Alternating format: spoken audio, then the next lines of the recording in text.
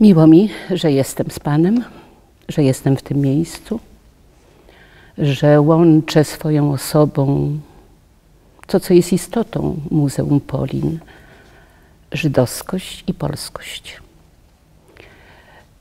Joanna Konic z domu Masłowska, córka powstańca warszawskiego, żołnierza Armii Krajowej, żona wspaniałego człowieka,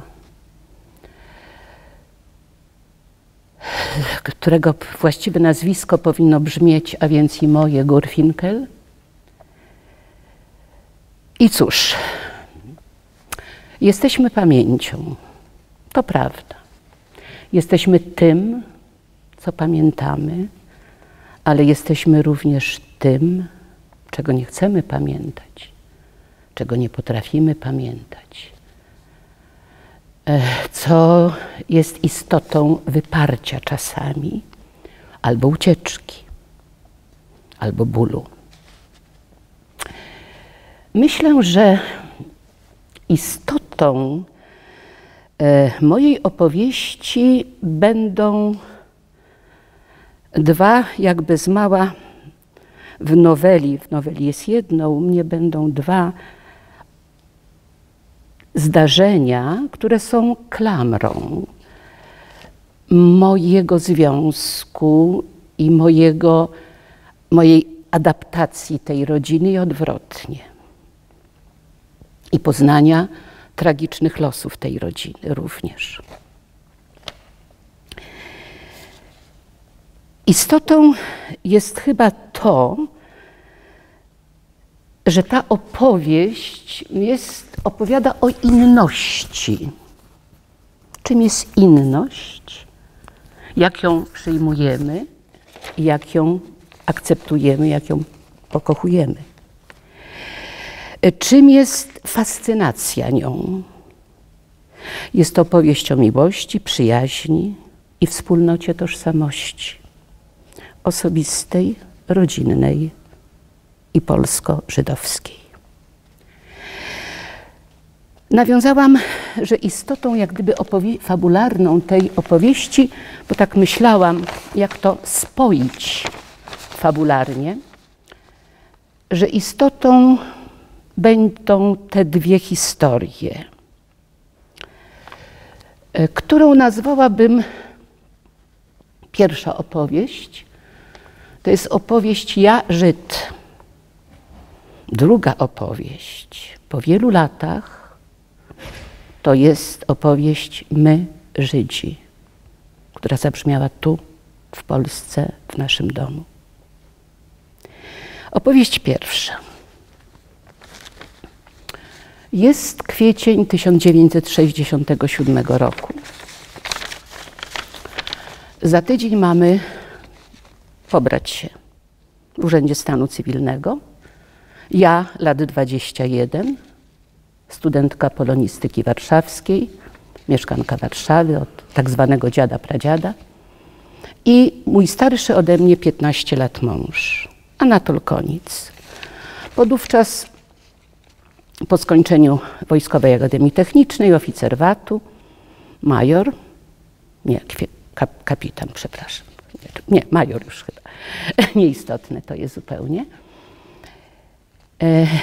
Znaliśmy się korespondencyjnie i spotkaniowo 4 lata już, bo poznaliśmy się, jak miałam 17 lat, gdzieś na Mazurach.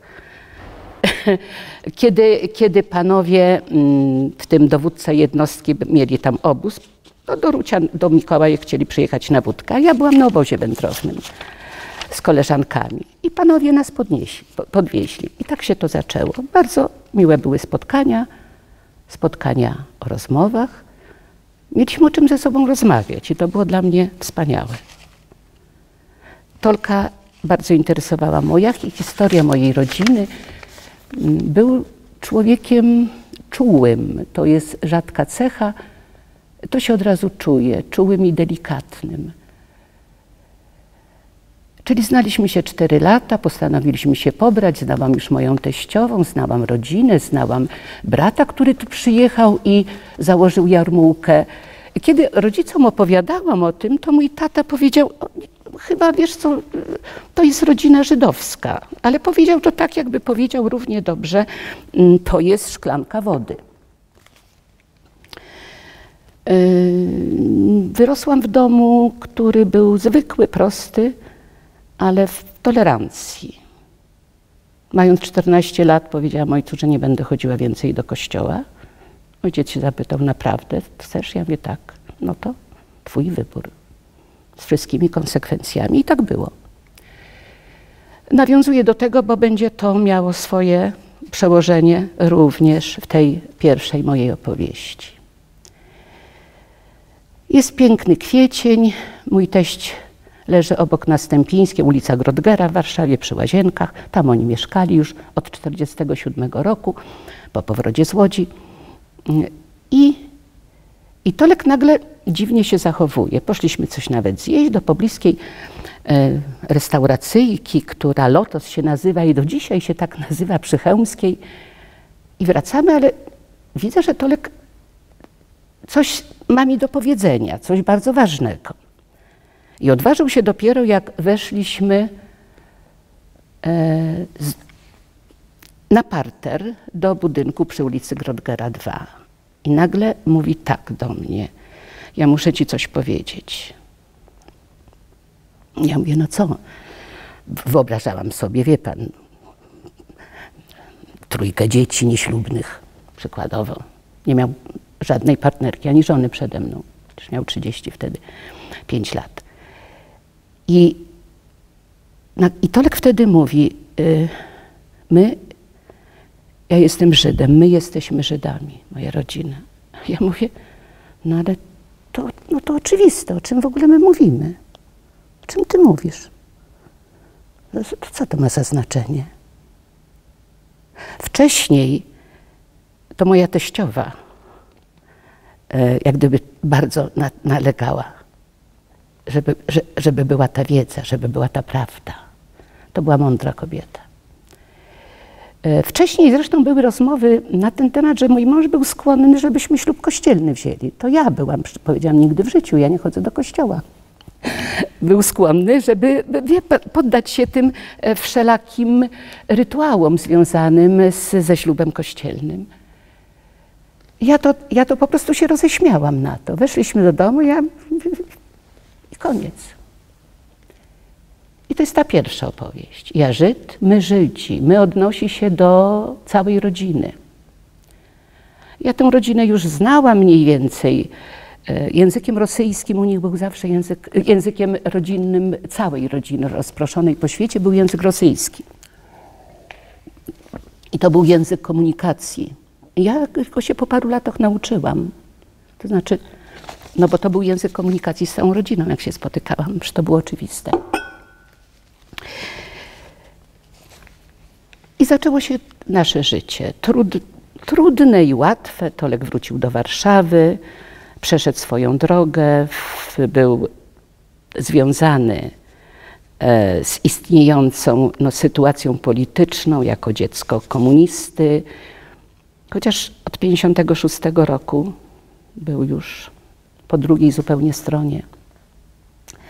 Tak dalece, że kiedy obraz Matki Boskiej Częstochowskiej w 1966 roku, myśmy się znali, w 1960 pobrali, jako jedyny w tym kraju, przyszedł do swojego dowódcy, zresztą Kruczka, brata tego Kruczka partyjnego, jednostka w Braniewie 37 i złożył, powiedział, ja nie mam nic wspólnego z tą partią, która walczy z obrazem, który przyjechał tu do Braniewa. Tam było 7 jednostek wojskowych. Granica ze Związkiem Radzieckim. Ten biegał za nią. Zabierz tę legitymację. Co ty robisz? Ale ja już nie jestem członkiem partii. To jest już twój problem. Mnie nie ma. I to był 1966 rok. Bo tu chodziło o pewne zasady, o ideę. I tak mój mąż przestał być major Wojska Polskiego, zresztą inżynier samochodowy. Zawsze tym się zajmował. Specjalizację skończył.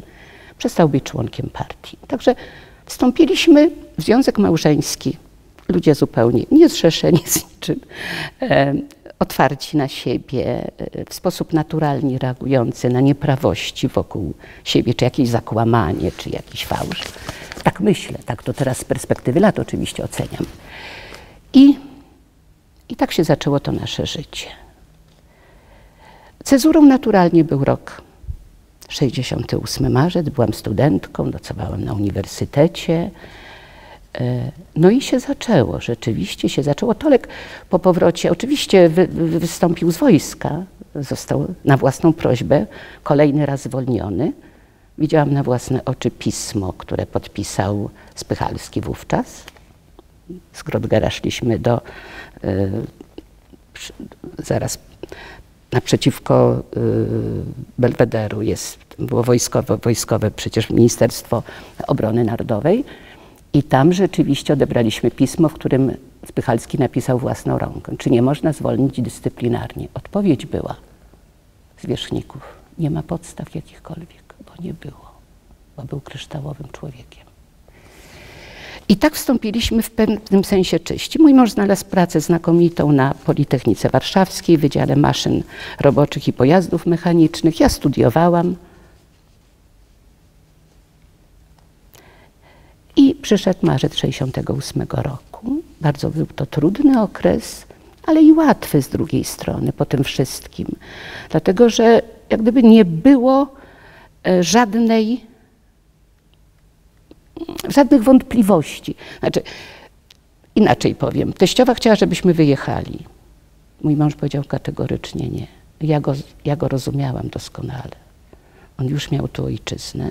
On już więcej nie chciał zmieniać po Związku Radzieckim. To już była jego tożsamość. Ja byłam też jego tożsamością. I nie chciał też mi tego robić.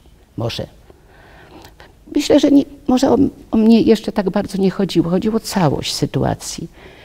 Ale to są moje domniemania, więc je zostawmy. W każdym bądź razie nie wyjechaliśmy. Dlatego o tym mówię. No i dobrze, bo w 73 roku mój mąż miał wylew krwi do mózgu. Leżał rok w szpitalu, przeszedł 6 operacji, paraplegia i tak jeszcze żyliśmy 20 kilka lat. Było 31, w 98 zmarł, to już była sprawa nowotworowa i całość sytuacji, ale się dostosował, tłumaczył teksty z języka rosyjskiego, więc było. I to był 68 rok. Potem oczywiście był rok, były te wszystkie wydarzenia, w których uczestniczyliśmy. Zawsze to było żywe, zawsze ktoś się interesował polityką naturalnie. Ja zresztą też. Ale będzie teraz ta druga opowieść, bo te etapy, które wymieniłam, są oczywiste dla nas. Później przyszedł sierpień 80 roku. Byłam akurat w Grecji na pięknej wyprawie miesięcznej dla polonisty. To była wielka rzecz, zjeździć Grecję wtedy. I te wypadki tam mnie zastały. I wróciłam już troszkę do innej Warszawy, do innej Polski. Uczestniczyliśmy w tych wydarzeniach całym sercem, potem w działalności podziemnej. To było oczywiste. I opowieść, która klamrą spaja, to znaczy my Żydzi, ale my odnosi się już teraz do Tolka i do mnie, to jest opowieść mniej więcej z połowy lat 80. Może to jest 86 rok, 7. Przyjechała młoda Rosjanka z małym chłopcem, która zamieszkała u jakiejś kobiety, którą się opiekowała w budynku przy ulicy Grzybowskiej, gdzie wówczas mieszkaliśmy. To było to słynne osiedle za żelazną bramą. Tam były te mieszkania ludzi z Politechniki i z Uniwersytetu Warszawskiego. I myśmy się nią zaopiekowali, dlatego że no, dla Tolka wtedy nie było tak Rosjan, to był kontakt z kimś stamtąd. To była pewna też zawsze gdzieś głęboko ukryta nostalgia za kulturą. No, ja czytałam wcześniej już wszystkie samizdat po rosyjsku, bo to nas pasjonowało, miałam do tego dostęp. Oczywiście czytałam po polsku, nie po rosyjsku. ale jeżeli nie, to byłam świadoma, co się ukazuje, co się robi i tak dalej. Przeżywaliśmy niesamowicie 68 rok, wejście do czołgów sowieckich do Pragi. Mąż był już poza wojskiem, nie musiał dokonywać wyboru. Taka sekwencja zdarzeń nastąpiła. Siedzieliśmy przy odbiorniku i pamiętam jak dla Grotgera, kiedy już czeskie radio i mówią tak, już wchodzą po schodach, zaraz nas nie będzie. To są ostatnie nasze słowa, ja to słyszałam. Tego się nie zapomina oczywiście. A miałam przyjaciółkę Czeszkę w mojej grupie na polonistyce. I przyszedł czyli mamy i 68 rok, i Czechy. Trwa egzystencja, choroba, żyjemy, funkcjonujemy, przychodzi rok 80, jak wspomniałam. I Nadzia, którą się zaopiekowaliśmy w jakiś sposób, pomagaliśmy jej. Zresztą była to osoba, która tej pomocy potrzebowała. Pojechała do Moskwy, to już musiał być chyba jednak 88 rok, dlatego że pojawił się gwiazdor na tamtejszym firmamencie władzy, niejaki Żyrinowski. I ona przyjechała zauroczona tymże Żyrinowskim.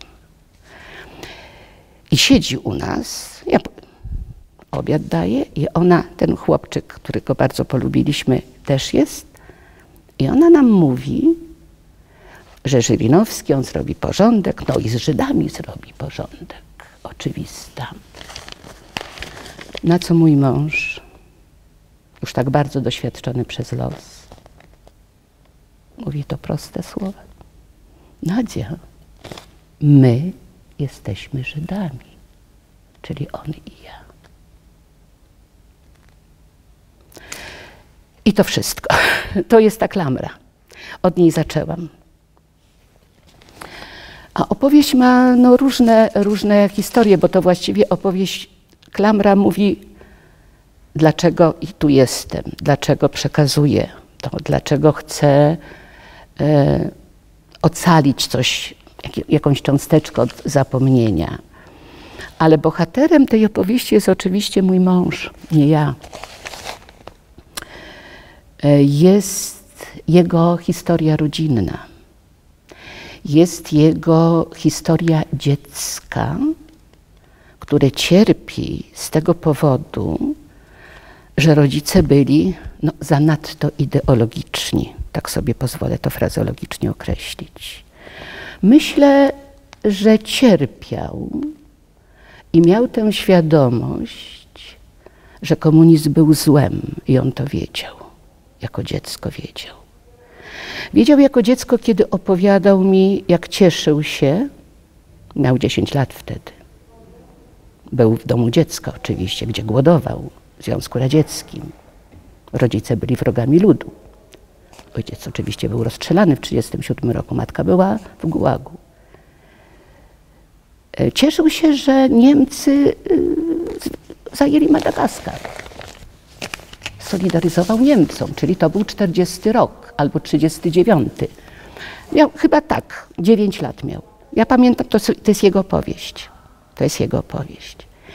Ale miał świadomość, że to wiedział. I wiedział, że rodzice nie powinni się bawić w tego typu ideologiczne podniety albo we współczesnym niewojennym świecie mamy alpinistów, którzy podobnie zostawiają dzieci. Bo kiedy umierał, a umierał w domu, moja teściowa mnie błagała, żebym go oddała. Powiedziałam, nigdy. Tu jest jego dom i on tu umrze.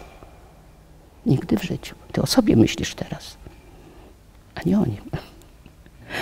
Bo chcesz zachować mnie i siebie. To nie jest tak. Także rzeczywiście, i też pracowałam do końca. Wie pan, dlaczego o tym mówię? Bo kiedy już podawałam mu co 4 godziny opiumowate środki, to miał jakieś widzenia i powiedział właśnie wtedy o swoim, że tacy ludzie nigdy nie powinni mieć dzieci, nie powinni, że ojciec nie powinien w tym uczestniczyć, że dał się zwieść, że robił straszne rzeczy, w tym sensie, że brał udział w rozkułaczaniu chłopów. Bo tak to było, Znamy historię, więc wiemy, na czym to polegało. Więc to zostawiam. Ale z drugiej strony jest przecież ta naturalna chęć bycia ojca, zrozumienia ojca i świadomość, kim tak naprawdę ten ojciec był.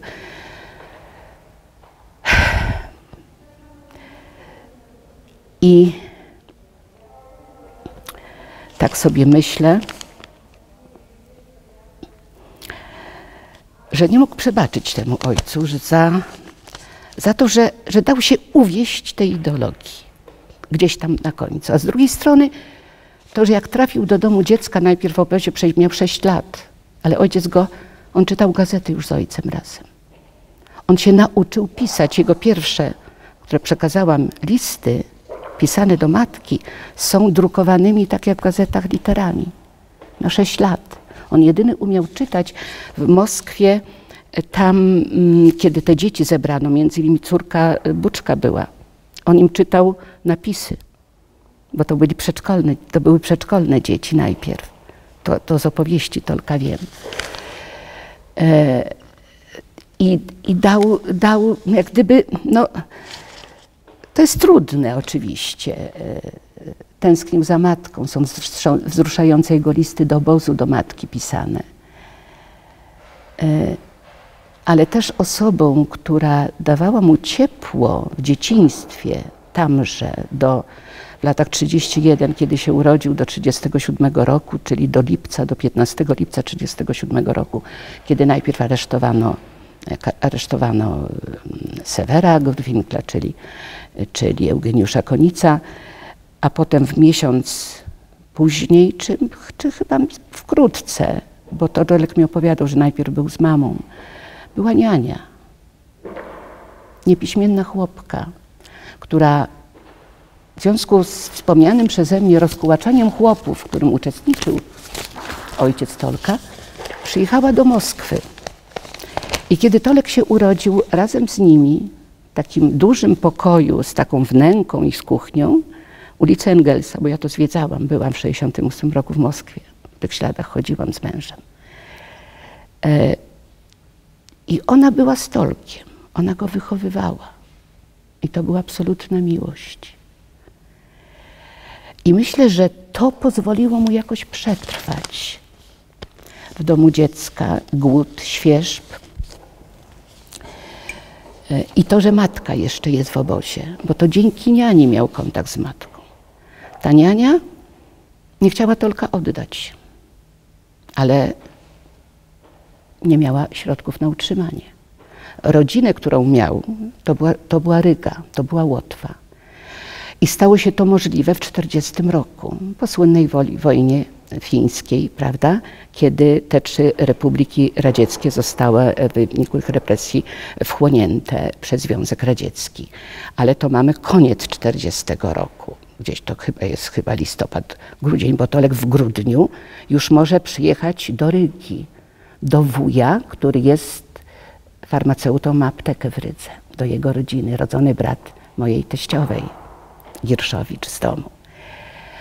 W Ameryce jest ciotka, w Nowym Jorku, na Brooklynie mieszka, w Antwerpii mieszka brat, Osia, bez nogi, który jest najprostszy z nich, niewykształcony, ale utrzymuje, ale wszystkich scala.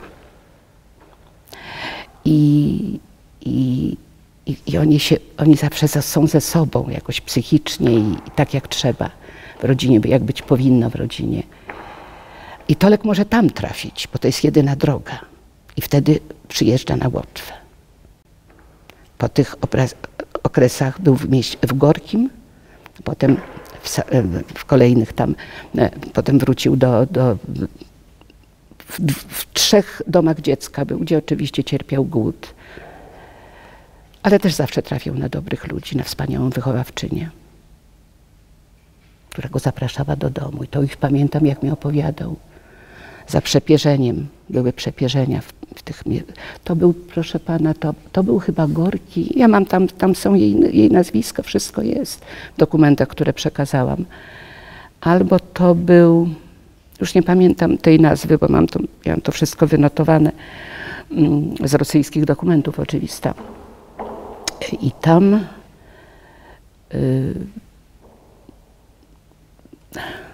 napiję wody troszkę.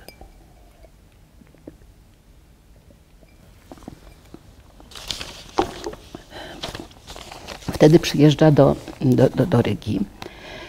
No i po paru miesiącach szczęśliwych pobytu z dziadkami, czyli rodzicami mojej teściowej i wujka, z kuzynami, przychodzi czerwiec 41 roku i cała rodzina ucieka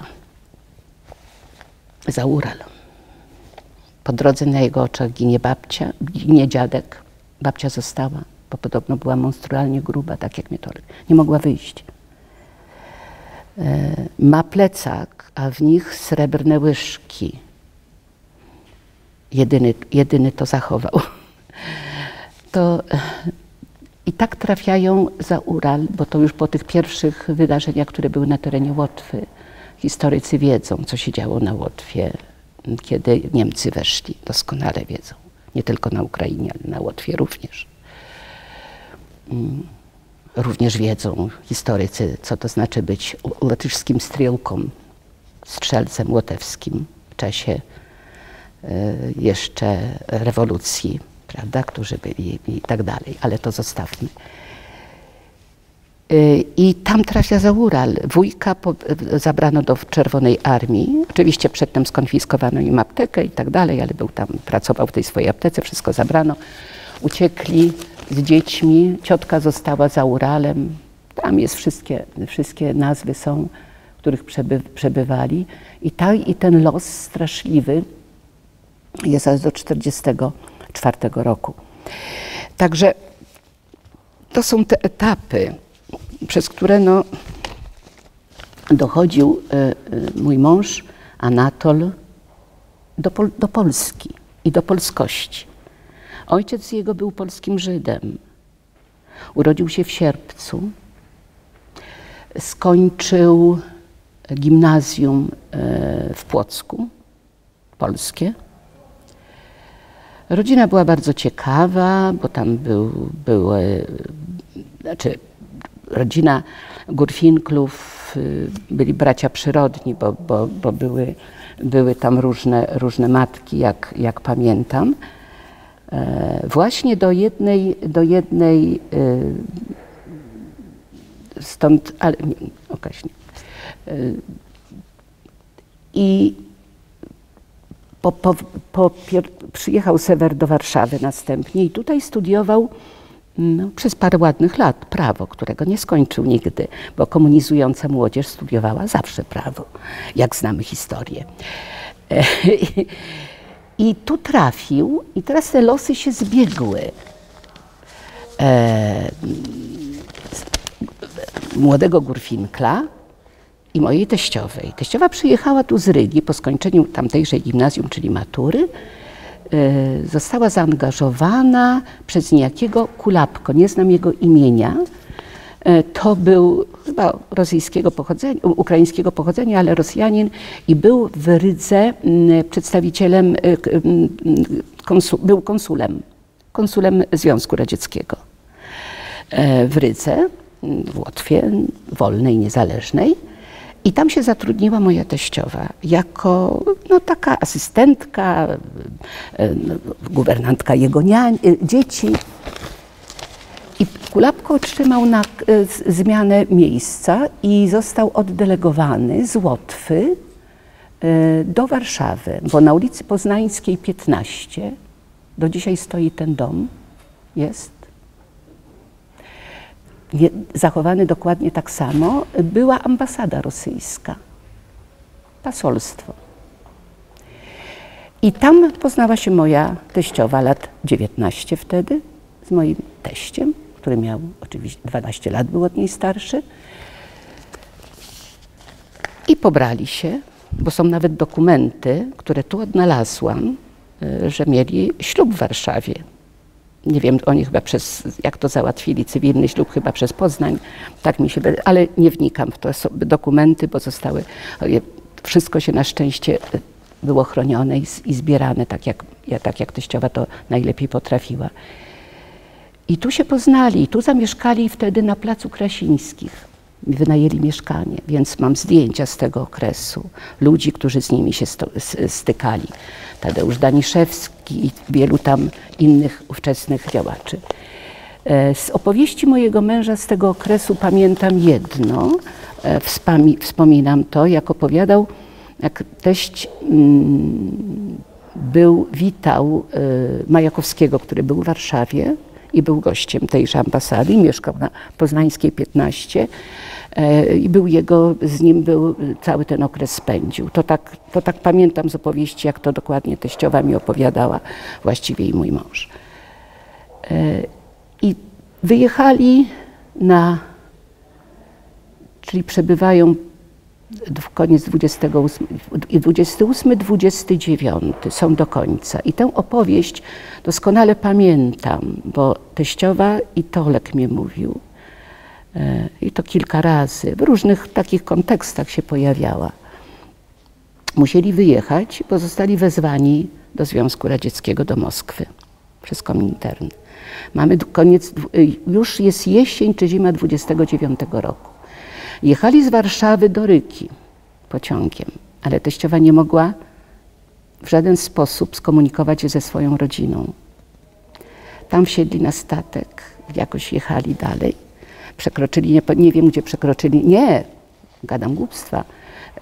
Przejechali granicę potem z Rygi, pociągiem jechali chyba albo do Finlandii, albo jechali potem już do Związku Radzieckiego. Już tego nie pamiętam, jak było. To jest na pewno oczywiste w świetle tamtejszych realiów.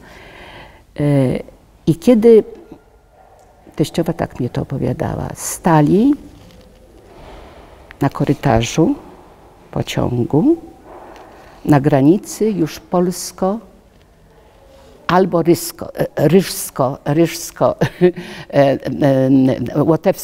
łotewsko, trzeba byłoby to sprawdzić. W każdym bądź razie albo to było wtedy, kiedy już opuszczali Polskę, już była granica, przejeżdżali na Łotwę. I mój teść powiedział, chyba to jednak, bo jak przejeżdżali już bez granica polsko-łotewska, póki nie dojechali do Łotwy.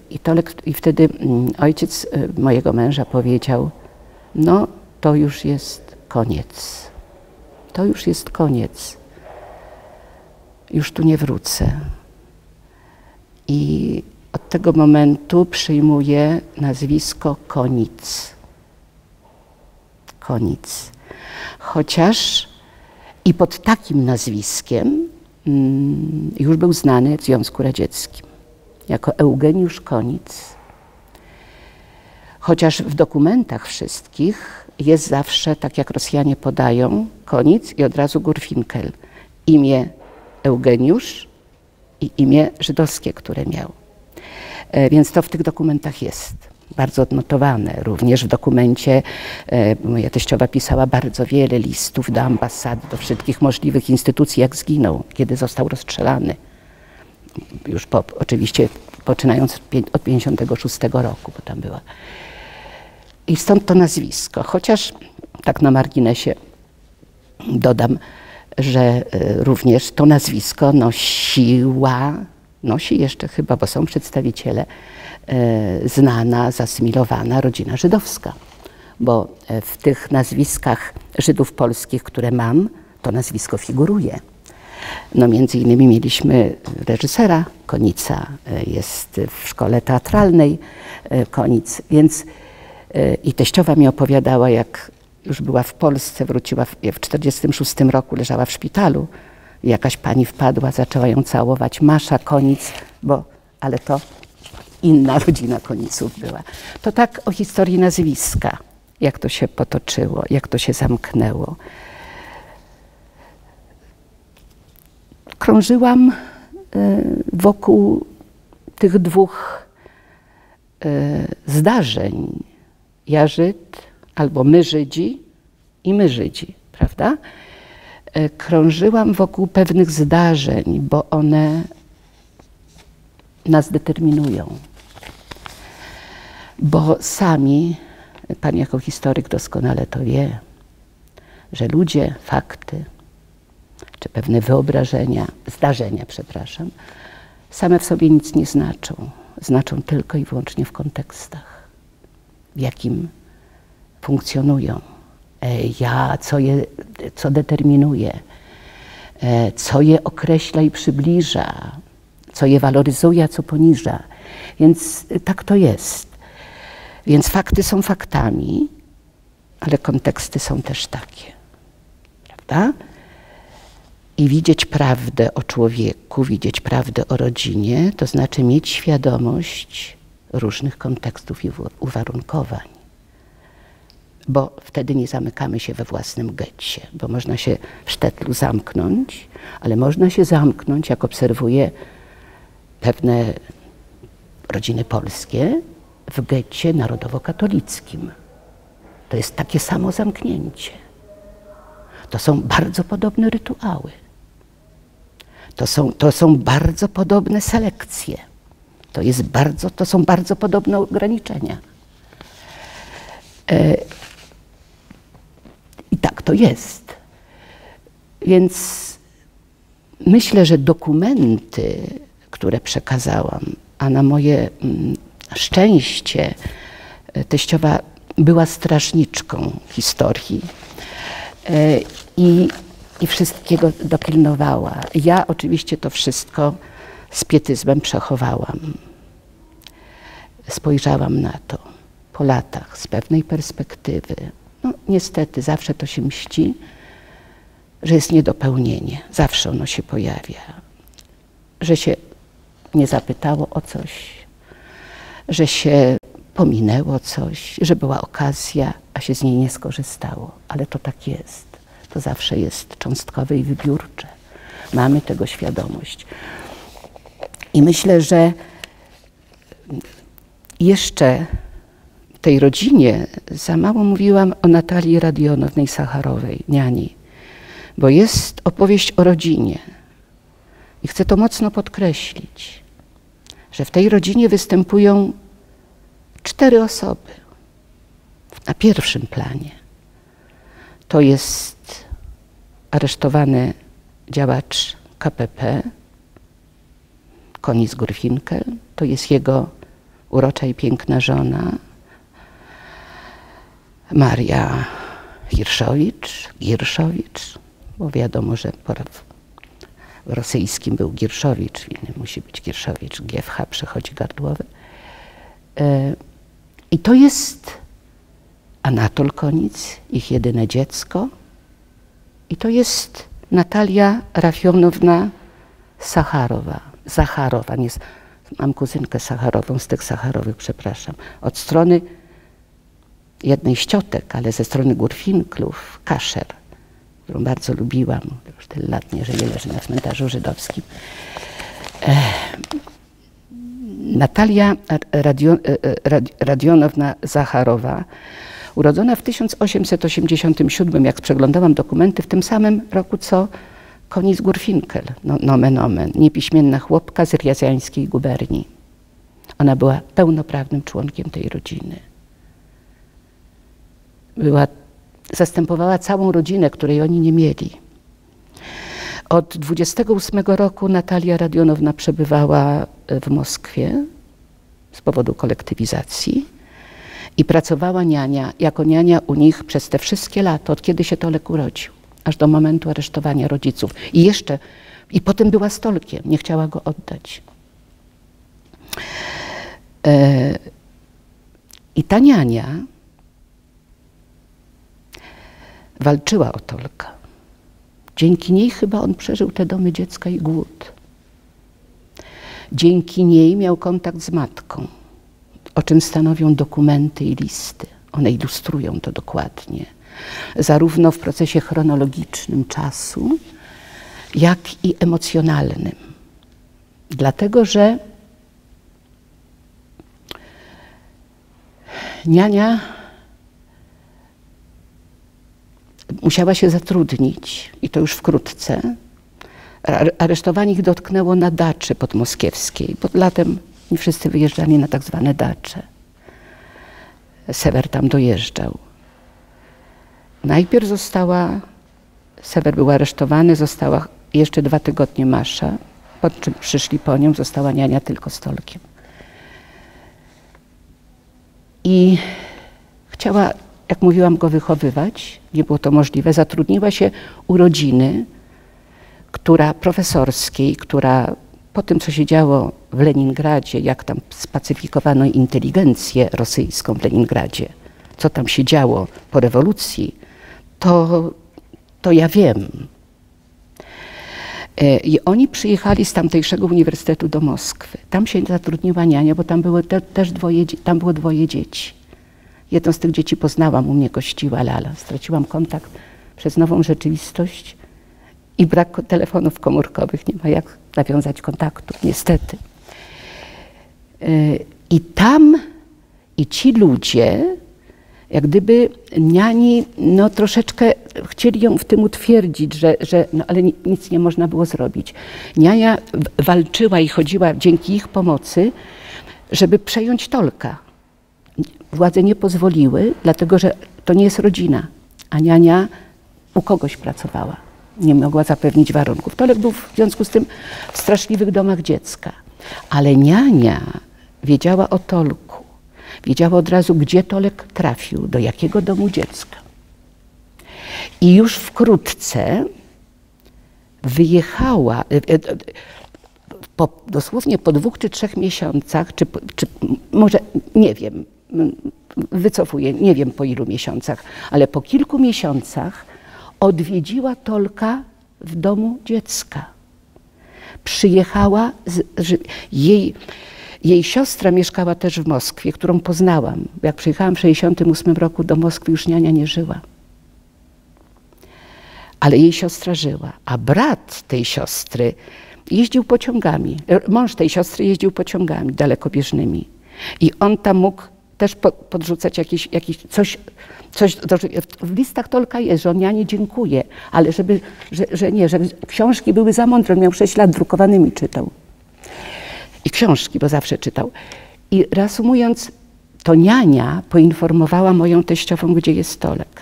To niania jest informacja w dokumentach, które przekazałam. Pisze wychowawczyni, jest przekazywany adres pobytu obozu. Moja teściowa wszystkie pozostałe lata, bo też przez etapy przejściowe przechodziła, to jest opowieść odrębna, była w Tajdze, mieszkała, Mordowska Republika. Tam jest dokładny adres pocztowy, jaścik i tak dalej, numer, wszystko to jest tak jak obozy by się znajdowały. I tam Tolek pisał listy do mamy, a mama mogła pisać do niego. Dzięki niani, tylko i wyłącznie dzięki niani. To niania napisała, to znaczy była niepiśmienną chłopką, ale jej chlebodawcy, że tak się wyrażę, ta rodzina profesorska, napisała list, którym ona podyktowała do Stalina. I on jest w materiałach, które przekazałam i w książce, razem z po rosyjsku napisaną historią o niani przez moją teściową. To jest tam dopełnienie. I to jest ten słynny list do Stalina, który ja tu go tylko po rosyjsku mam. Będę tak tylko zerkała. Pismo осталось без ответа. List pozostał bez odpowiedzi. To jest potem, wie pan, po 90 roku to było publikowane, to było w memoriałach, to, wie pan, więc stąd jest ta publikacja. I tu jest może tylko taki fragment, będę tak szybciutko, nie będę tego tłumaczyła dosłownie, ale tylko sens pozwolę sobie oddać. Tak,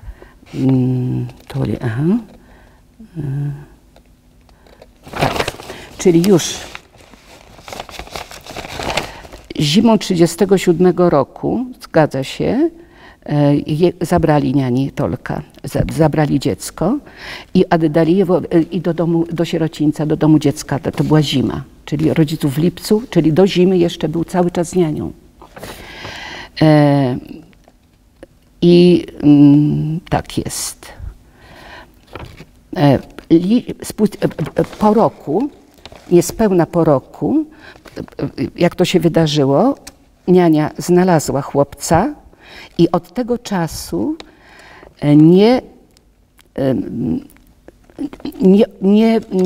nie rezygnowała ze swojej troski o niego. Zimą 1939 roku Maria Jakowlewna Koniec, czyli moja teściowa, i już tą zimą udało się jej otrzymać pozwolenie na związek, korespondencję z synem. Tak jak z tego sięgam i tak dalej, i tak dalej. I to jest, niania przyjechała do Tolka, do domu dziecka. Jest to album tych zdjęć, które ja przekazałam Państwu. Niania przyjechała razem z jakimś kuzynem, był aparat fotograficzny. Jest seria zdjęć zrobionych w domu dziecka, izolującego się dzikiego chłopca, który tylko książkę ma, a kochał zawsze samochody. Więc oddawał kolację na przykład za książkę o samochodach, ale to później. To już jak był starszym w domu dziecka. I straciłam wątek. Muszę... Że niania odwiedziła go... Tak, odwiedziła go i to z kimś, kto miał aparat fotograficzny. I są te wstrząsające zdjęcia. Album, który przekazałam, on pokazuje to. Jest zdjęcie dziecka, które ma niespełna 6 lat, który jest ubrany w ubranie polskie, bo dziadkowie z Polski, Górfinklowie, coś tam potrafili przekazać na drodze jakiejś dyplomatycznej, którzy przekazali mu nawet rowerek. Na ulicy Engelsa opowiadał, jak jeździł rowerkiem. Śliczne, zdrowe, szczęśliwe dziecko. I potem są te wstrząsające zdjęcia jako kryterium porównawcze. Te zdjęcia zostały zrobione. Jest nawet wśród tych dokumentów rysuneczek, które wychowawczyni w tym pierwszym domu dziecka, która się zaopiekowała Tolkiem, bo tam były różne dzieci. Jak pan doskonale wie, większość stanowiły dzieci tak zwane bezprizorne. Bardzo dużo tych dzieci było.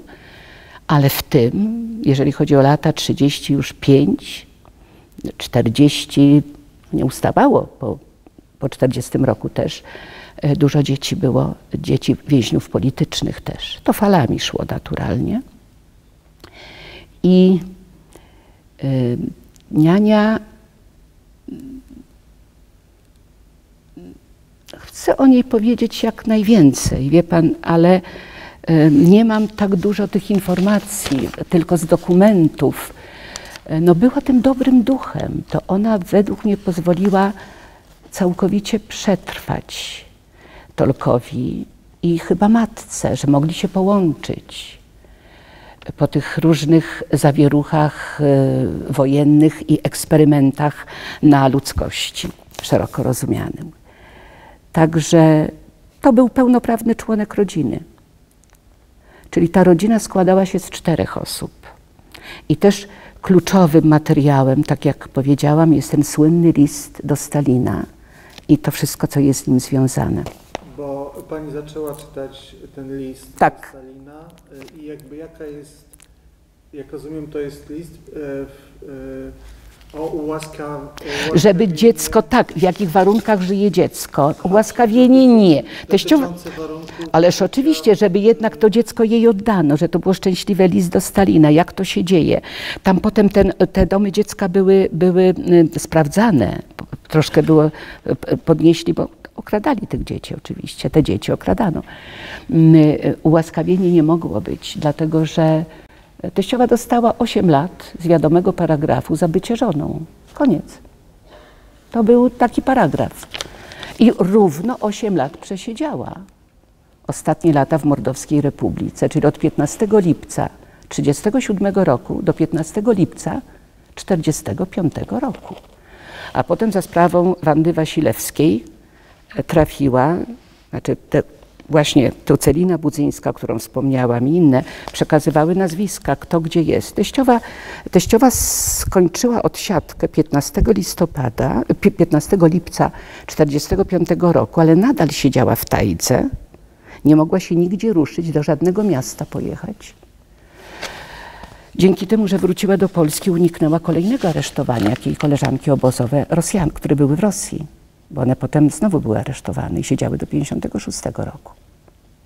A jak wyglądała właśnie droga do Polski? Teściowej do Polski i, no i tak. Anatola?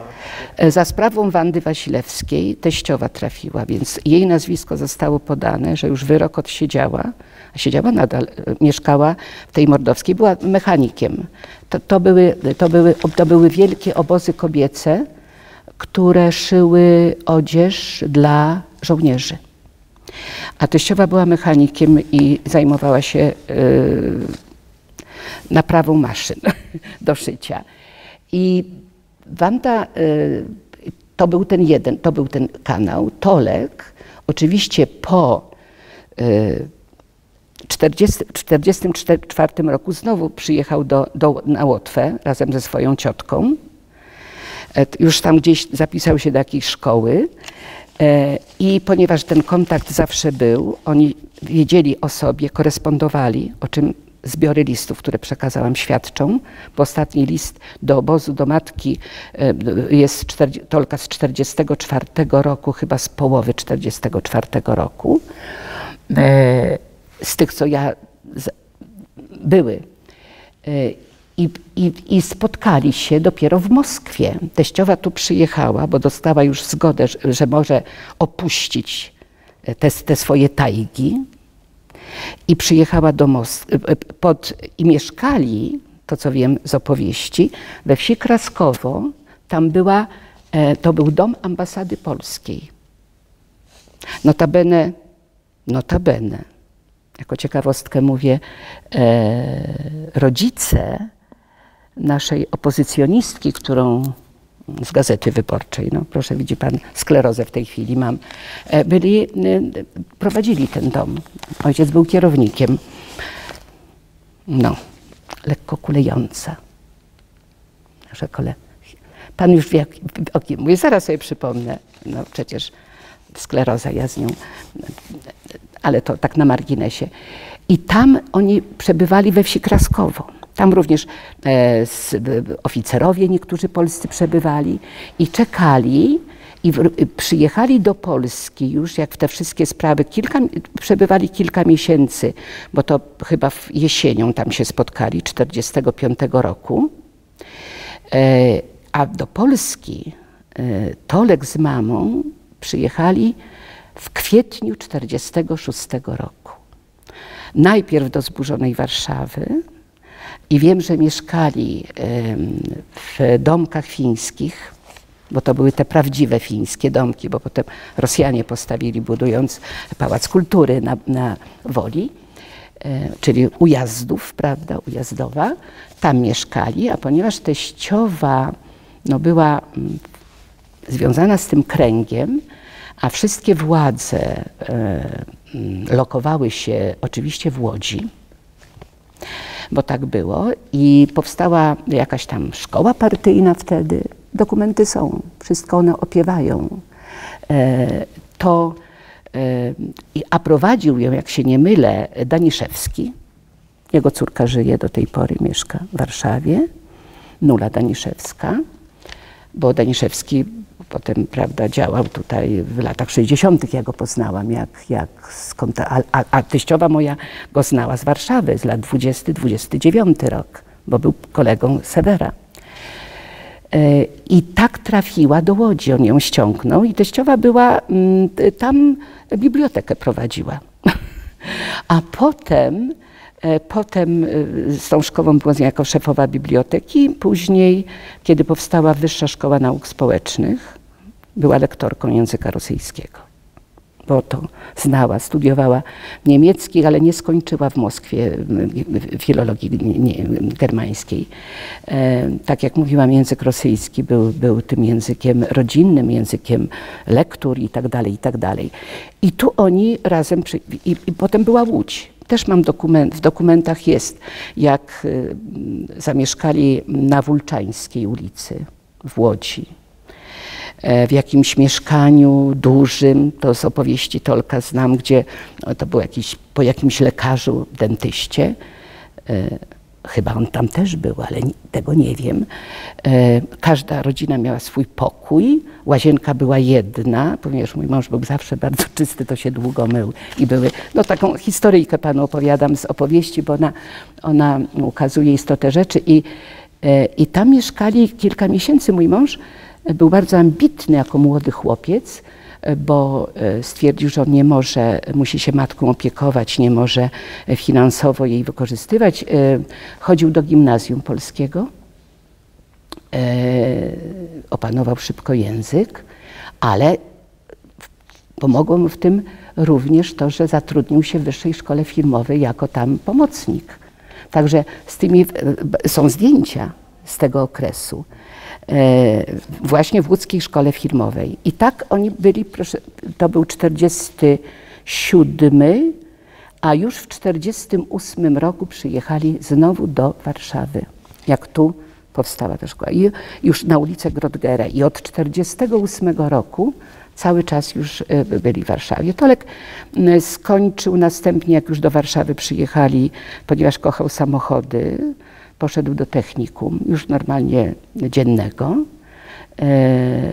na Chorzej, do technikum samochodowego na Chorzej w Warszawie. No i ja mam jego również maturę gdzieś, tylko chyba w tych dokumentach nie przekazałam, ale mam. I z polskiego zdał na 5, ale nauczycielka mu skreśliła na 4, bo pracę już tak język świetnie znał i tak świetnie nim władał. Władał doskonale polszczyzną. Moja teściowa mówiła, bo oczywiście jej było trudno, bo ona miała tak i idisz łotewski, idisz warszawski troszeczkę, niemiecki, rosyjski, i tak dalej, więc to, no i polski, który jednak się, ale dobrze władała polskim. Natomiast mój mąż władał doskonale, nawet nauczył się twardo głosek zwartych szczelinowych, wymawiał twardo. Rosjanie tak nie potrafią wymówić i zawsze się ich złapie na tym. Szy, czy, dż, si, zi. To si też jest twarde. Nie mówiąc o syzy, cydzy, prawda? 3 szeregi zwartoszczelinowych, proszę pana. To jest straszne dla kogoś. Mówił to czasami, łapałam go tylko na takich niuansach, jak mówił w którymś momencie Tirasa, czyli ona. A to jest taras po polsku, bo to jest, ale to tylko coś takiego było i tak może bardziej miękko, także nikt nawet opanował świetnie, świadczy o tym już na technikum 5, prawda? No i potem te losy się tak potoczyły, oczywiście, ponieważ skończył technikum, nie mógł pójść na Politechnikę, a tak bardzo chciał, bo takie były wtedy przepisy, niestety. Tylko po liceum można było się ubiegać na Politechnikę i tu koneksje nic nie pomogły. Wzięto go do Piły, na jakiej, żeby do wojska, a ponieważ otworzono VAT, to trafił na VAT. Skończył Wojskową Wydział Maszyn Samochodowych i tak się potoczyły jego losy. I w tym 67 roku, jak panu mówiłam, skończył po 20 latach, bo to było niezbędne minimum, żeby móc ubiegać się, a pisał raport za raportem o zwolnienie. I tak to się skończyła ta cała historia związana z samochodami, z wojskiem, ze służbą. To tak na marginesie. Czy jeszcze pan? Tak, bo mnie oczywiście interesuje też ten wątek wchodzenia w polskość. I jednocześnie też no, ten wątek tej, jak rozumiem, jednak tożsamości żydowskiej, ale też z doświadczeniem kultury rosyjskiej. Tak, żydowska szczerze była najmniejsza. szczerze tak panu mówię, była rosyjska. Tolek tu przyjechał ze świadomością i tożsamości rosyjskiej i to radzieckiej. Nie pasuje do niego i do dorastającego chłopca określenie homo sovieticus, ale takim był, gdybyśmy dzisiaj spojrzeli. Tak dalece, że kiedy nie mieli nic, kiedy teściowa jakiś kubek kupiła, to powiedział, że to jest burżuazyjny kubek, on nie będzie z tego pił. Tęsknił za matką, kochał matkę, a z drugiej strony no, był okaleczony. Wychowany został w duchu, tak jak mówiłam, że przyjacielem Rosji były Niemcy do 1940 roku. Wiemy, jaki to był szok dla Stalina i potem dla obywateli, że Niemcy wypowiedziały wojnę, prawda, Związkowi Radzieckiemu w czerwcu 1941 roku. Więc miał tożsamość rosyjską, miał kulturę rosyjską. Był osadzony głęboko w języku rosyjskim, tylko i wyłącznie w języku rosyjskim. Pochodził z domu, czyli była niania. Opowieść o niani tu oddaje istotę rzeczy. To ona mu śpiewała kołysanki rosyjskie, to on kochał pieśni Wertyńskiego, to on je śpiewał, które ukształtowały go w okresie wojny, Ciemna noc, bo to z dzieciństwa przeniesione. To on śpiewał i znał pieśni Klawdii Szulżenko, to on do końca chodził do księgarni radzieckiej na Nowym Świecie i całe sterty książek przynosił, które potem setki tomów. Wspaniała literatura również, oczywiście. I kiedy przyszedł czas, to i był teksty, które Mistrz i Małgorzata po rosyjsku, ja mam je po rosyjsku i po polsku, ale on był osadzony. On czytał i miał biuletyn nowej knigi SSR przez wszystkie lata. Pracował na Politechnice jeszcze i potem, jak już był w domu, przykuty przede wszystkim do naszego mieszkania. Ja zrobiłam prawo jazdy, potem, wie pan, byłam niezależna, starałam się to wszystko jakoś tak zorganizować. To on robił pewne tłumaczenia, techniczne tłumaczenia robił jako inżynier z języka na język rosyjski. Przede wszystkim on je robił. Także on był w kulturze rosyjskiej osadzony, takiej sentymentalnej, w sensie ballad, pieśni, kultury, literatury szeroko rozumianej, potem samizdatu rosyjskiego i w kulturze polskiej. Druga tożsamość to kultura polska. Natomiast miał świadomość bycia Żydem, rodzinnie bycia Żydem, że wywodził się z rodziny żydowskiej, o korzeniach żydowskich, ale nie znał ani języka, w przeciwieństwie do rodziców. Rodzice z tych kręgów zacierali te różnice, oni nie waloryzowali, wręcz przeciwnie. Nigdy nie był z wiarą związany, żydowską. Nigdy nie znał obrządków żydowskich, nie widział Żydów. Mój ojciec świetnie widział, znał, mieszkał na Podwalu. Mój tata tu warszawski, prawda? Moja babcia znała, chociaż była Polką, rozumiała jidysz i sobie gadały. To było dla Turka inne, ale on to szanował. To było jego. Z tym, że podkreślam z całej mocy, że jak gdyby była to rzecz oczywista. To, co powiedział wtedy, w kwietniu 1967 roku, my jesteśmy Żydami, oddaje istotę pochodzenia, skąd my jesteśmy, a nie przynależności. Ale ta tożsamość w nim była. Oczywiście, że ona w nim była, ale nie kultywował tej tożsamości. Oczywiście, że tak. Natomiast no potem, wie pan, czyli miał swoją świadomość, że jest trochę inny, to na pewno. Ale jest jeszcze jeden czynnik. W przeciwieństwie do jego rówieśników, którzy tu przyjechali do Warszawy, do Łodzi, ze wschodu, mówimy teraz globalnie, on jedyny był poza nimi. Mieszkał w Warszawie, ale on się z nimi nie spotykał. On szedł swoją drogą. Jego samochody interesowały. On potem już wyjechał z Warszawy, go nie było. Służył.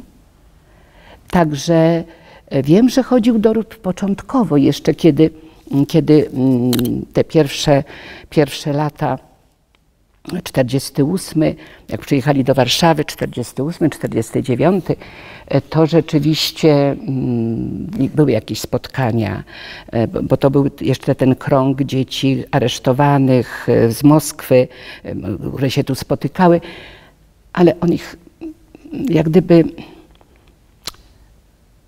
nie czuł związku z nimi. Nie czuł związku z nimi. Nie czuł związku z nimi, z ich, wie pan, jakbym to określiła, nie wiem, może się mylę, z tym, co było w sposób naturalny, z pewną może, nie wiem, czy buta by pasowało to słowo, ale każda władza, która istnieje i która spływa na synów, prawda, ma w sobie coś troszkę z buty. Tolkowi to było zawsze obce. Był bardzo skromnym człowiekiem i nigdy mu to nie imponowało. To na pewno. Natomiast myślę, że równolegle, wie pan, moja teściowa mówiła, że z nas wszystkich głowę żydowską to tylko Asia ma, czyli ja, proszę pana. Więc wie pan, ja myślę, że to mój mąż bardzo się uczył polskości. Polubili się z moimi rodzicami. Różnica nie była wielka, bo 11 lat mój tata był starszy, rocznik 1920. 11 lat, Tolek 31, a moja mama tylko 8. Mówili sobie po imieniu. Bardzo szanował ojciec mojego, po prostu moja rodzina uwielbiała Tolka. Cała. Co nie przeszkadzało, że jak byłam u moich kuzynów w 68 czy 9 roku, 8, u takich kuzynów, tam była się rodzina spotkała i jeden z kuzynów, jesteśmy z Tolkiem oczywiście, i jeden z kuzynów opowiada, no, że właśnie Żydzi, że wyjeżdżają, że bardzo dobrze i coś tam, jakieś takie historie jak Żydzi. Tolek milczał. A ja wtedy powiedziałam, naprawdę nie wiesz, jak Żydzi wyglądają, jacy są niedobrzy? Musisz wiedzieć, spójrz. Anatol jest Żydem. Tak wygląda Żyd. Czy wie pan, zaległa cisza, co się stało? To ja powiedziałam. To ja powiedziałam. To ja się czułam wtedy Żydówką. Bo każdy przyzwoity człowiek zawsze jest po stronie słabszego, którego się bije i kopie. To ja teraz jestem z moimi przyjaciółmi gejami głęboko zaprzyjaźniona. I wiatraczek sobie ładny wywiesiłam na balkonie. To tak jest, to tak musi być. I Tolek też zawsze był po tej samej stronie. Miał zresztą pełną świadomość, bo może, wie pan, ja sporo książek przeczytałam. Teraz Rodzinę Muszkatów nie tak dawno, z wielką przyjemnością, bo nie można jej było tutaj dostać, wielką rzecz. Znałam Tolek nie znał ani potraw, moja teściowa robiła świetne. Nie miał tego. Był dom dziecka, rozumie mnie pan. To jest bardzo złożona historia. Natomiast może tak powiem, w jakimś stopniu razem dochodziliśmy, Tolek do tożsamości polskiej, a ja do tożsamości żydowskiej. To jak gdyby jedno łączyło się z drugim. Tak to było. I to uczenie się tożsamości polskiej, jak gdyby akceptował te wszystkie, czy święta, ale święta, dla mnie święta były tylko kwestia obyczajowości, nie miały żadnych rytuałów chrześcijańskich. tylko kwestia pewnych no, tylko jak powiedziałam, obyczajowości. I myślę, że jeszcze chyba to jest też jeden aspekt, że to już był jego dom. Tak jak panu powiedziałam, kiedy umierał, to było jego mieszkanie, to była jego tożsamość. Z wszystkimi okolicznościami, z tym, co jest, nigdy nie doświadczył na sobie poza tą historią w rodzinie antysemityzmu. Nigdy. Był bardzo pięknym mężczyzną, o pięknej urodzie. Zdjęcia są, to pan zobaczy. Naprawdę pięknym. Ale nigdy, jak gdyby nie kojarzono jego wyglądu z semickością. O, jakiś Włoch przystojny, o, jakiś Gruzin, no rozumie mnie pan, ach, to jest takie polskie, pan rozumie, to jest ten antysemityzm polski ma różne podglebia i na różnych poziomach się rozkłada.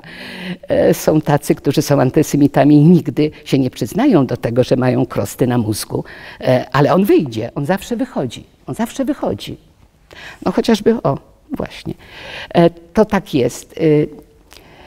Myślę, że nigdy, bo był urokliwym człowiekiem, urokliwym w tym sensie, że miał wielką kulturę językową.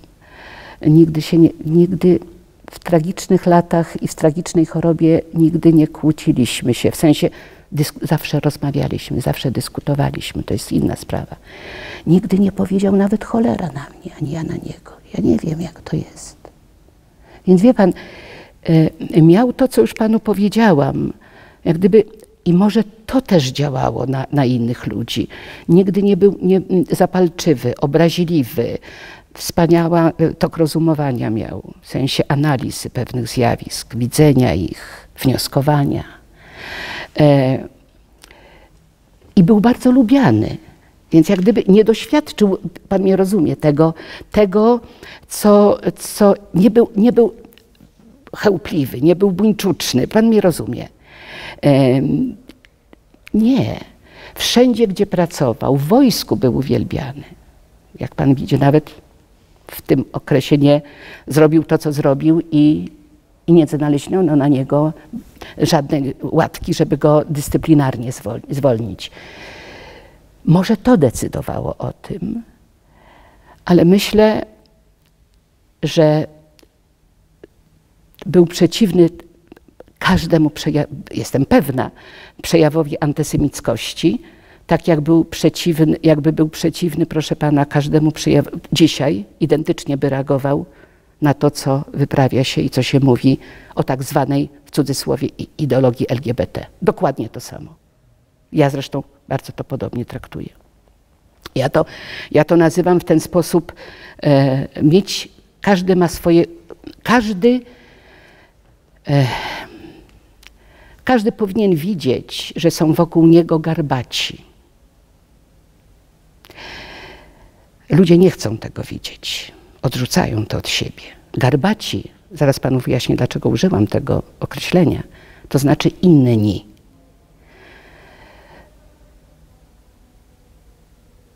Miałam 14 lat, kiedy zdałam egzaminy do znakomitego liceum podówczas generała Sowińskiego na Woli. 1 września przyszłyśmy do szkoły, była to klasa żeńska, znakomici byli nauczyciele, jeszcze przedwojenni, pan wie, to była klasa. I jesteśmy z różnych szkół, dziewczynki. Ja już nie chodzę do kościoła. Mam 14 lat, ojcu powiedziałam, że nie będę chodziła do kościoła.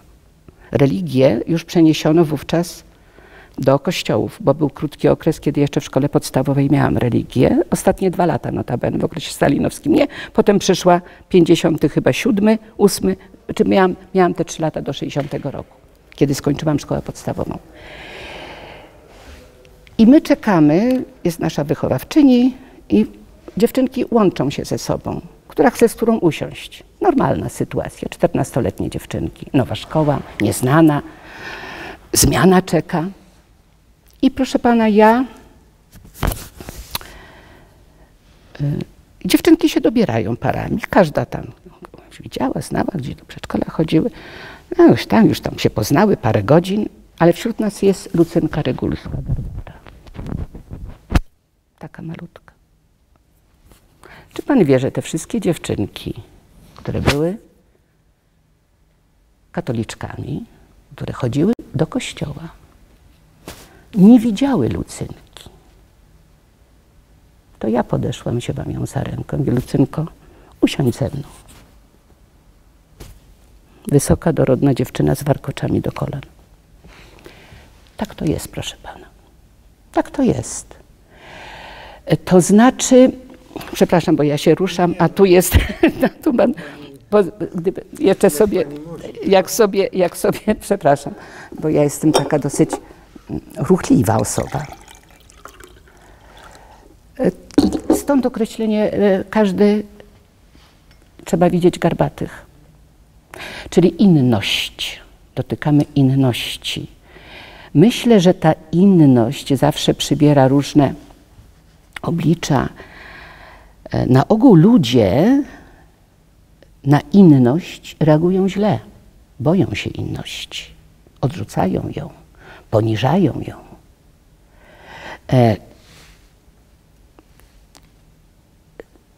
Tolek nie bał się inności,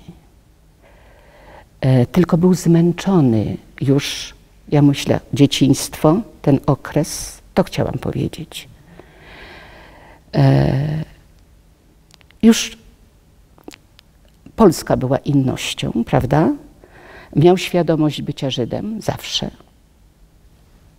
To świadczy, o co panu powiedziałam, prawda? I to szczególnie wypowiedziane bodajże w 1988 roku w stosunku do siebie i do mnie, my Żydzi, prawda?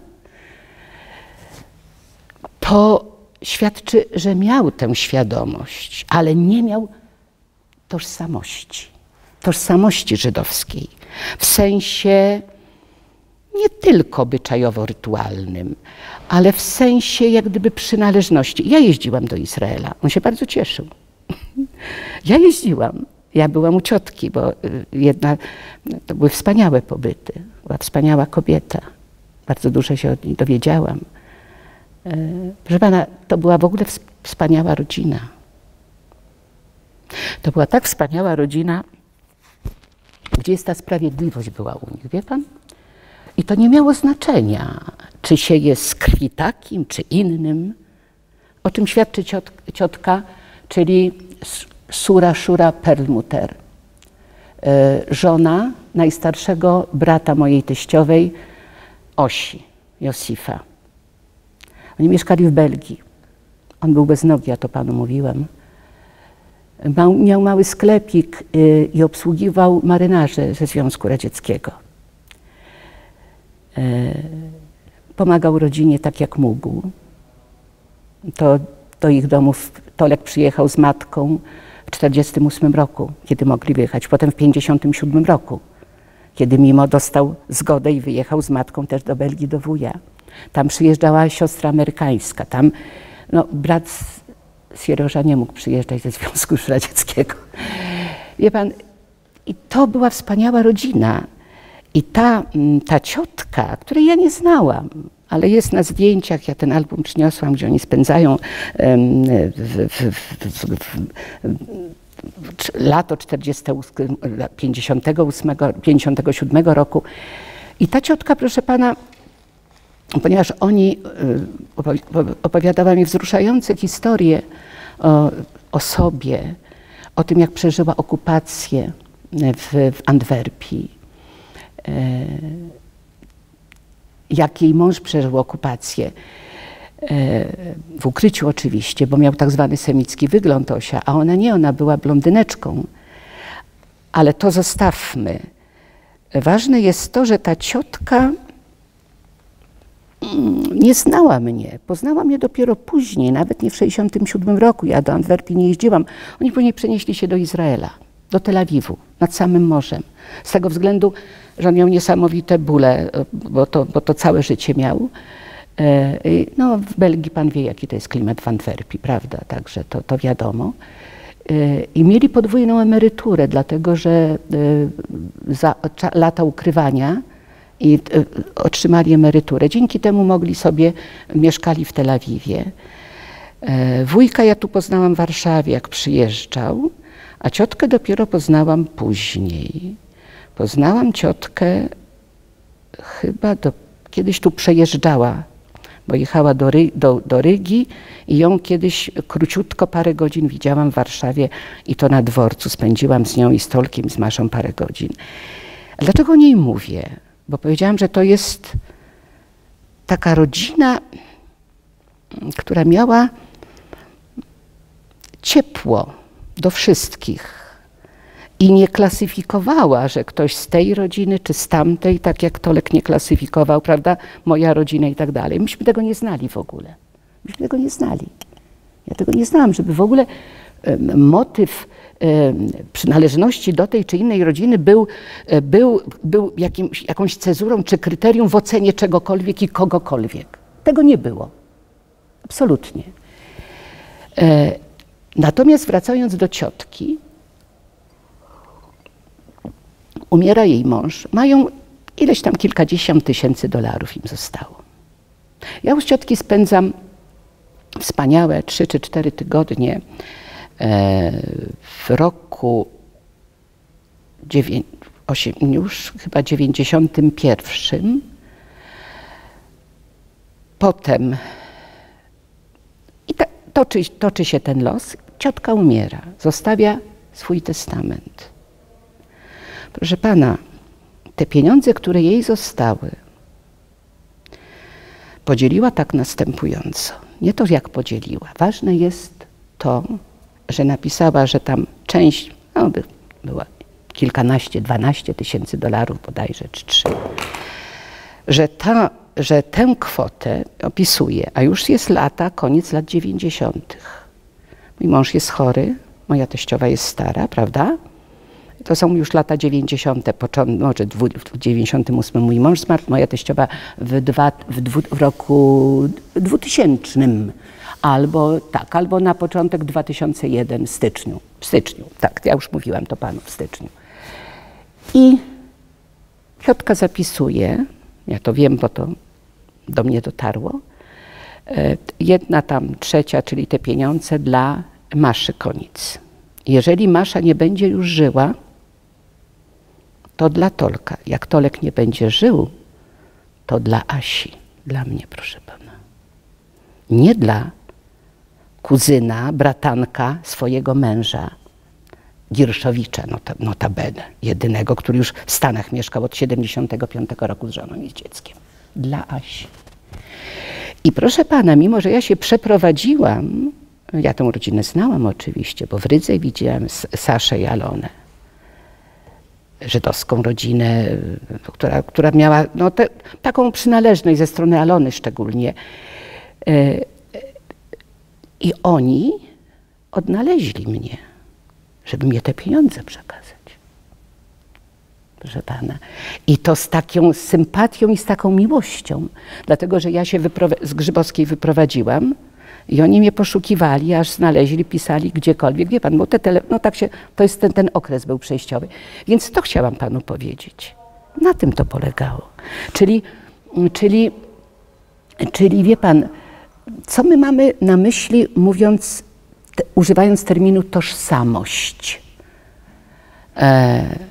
Ja myślę, że mój mąż był najbardziej tożsamy, czyli taki sam, najbardziej, chociaż potem jak Rosjanie, jak Polacy. I jak Żydzi oczywiście. I jak Żydzi. W takiej, ale już nie chciał zmieniać ojczyzny. On tu znalazł. To był ostatni etap jego życia. Dlatego, tak jak wspominałam już panu, symbolicznie zamknęłam ten etap, mówiąc do mojej teściowej, która mnie, nie zapomnę to, proszę pana. Taki scen się nigdy nie zapomina. Na parę dni, bo ty nie dasz rady. Ja mówię, ja dam radę i ty dasz radę. Tolek tu zostanie do końca i tu umrze, na tym łóżku. Tu, tylko i wyłącznie tu. I ona wiedziała, że ja miałam rację. Zaczęła płakać strasznie wtedy. Więc wie pan, tak to jest. Tak to jest. Więc miejsce jest też, w którym tkwimy, może być dowodem na tożsamość, a może nie, możemy się czuć w nim obco. Nie wiem, jak to określić do końca, bo to jest tyle kontekstów wchodzi w to słowo, tyle uwarunkowań. Również to, czego nie da się opisać i sklasyfikować. Wrażliwość, pewną czułość, pewną subtelność w postawie, w zachowaniu. O właśnie, tego słowa mi brakowało.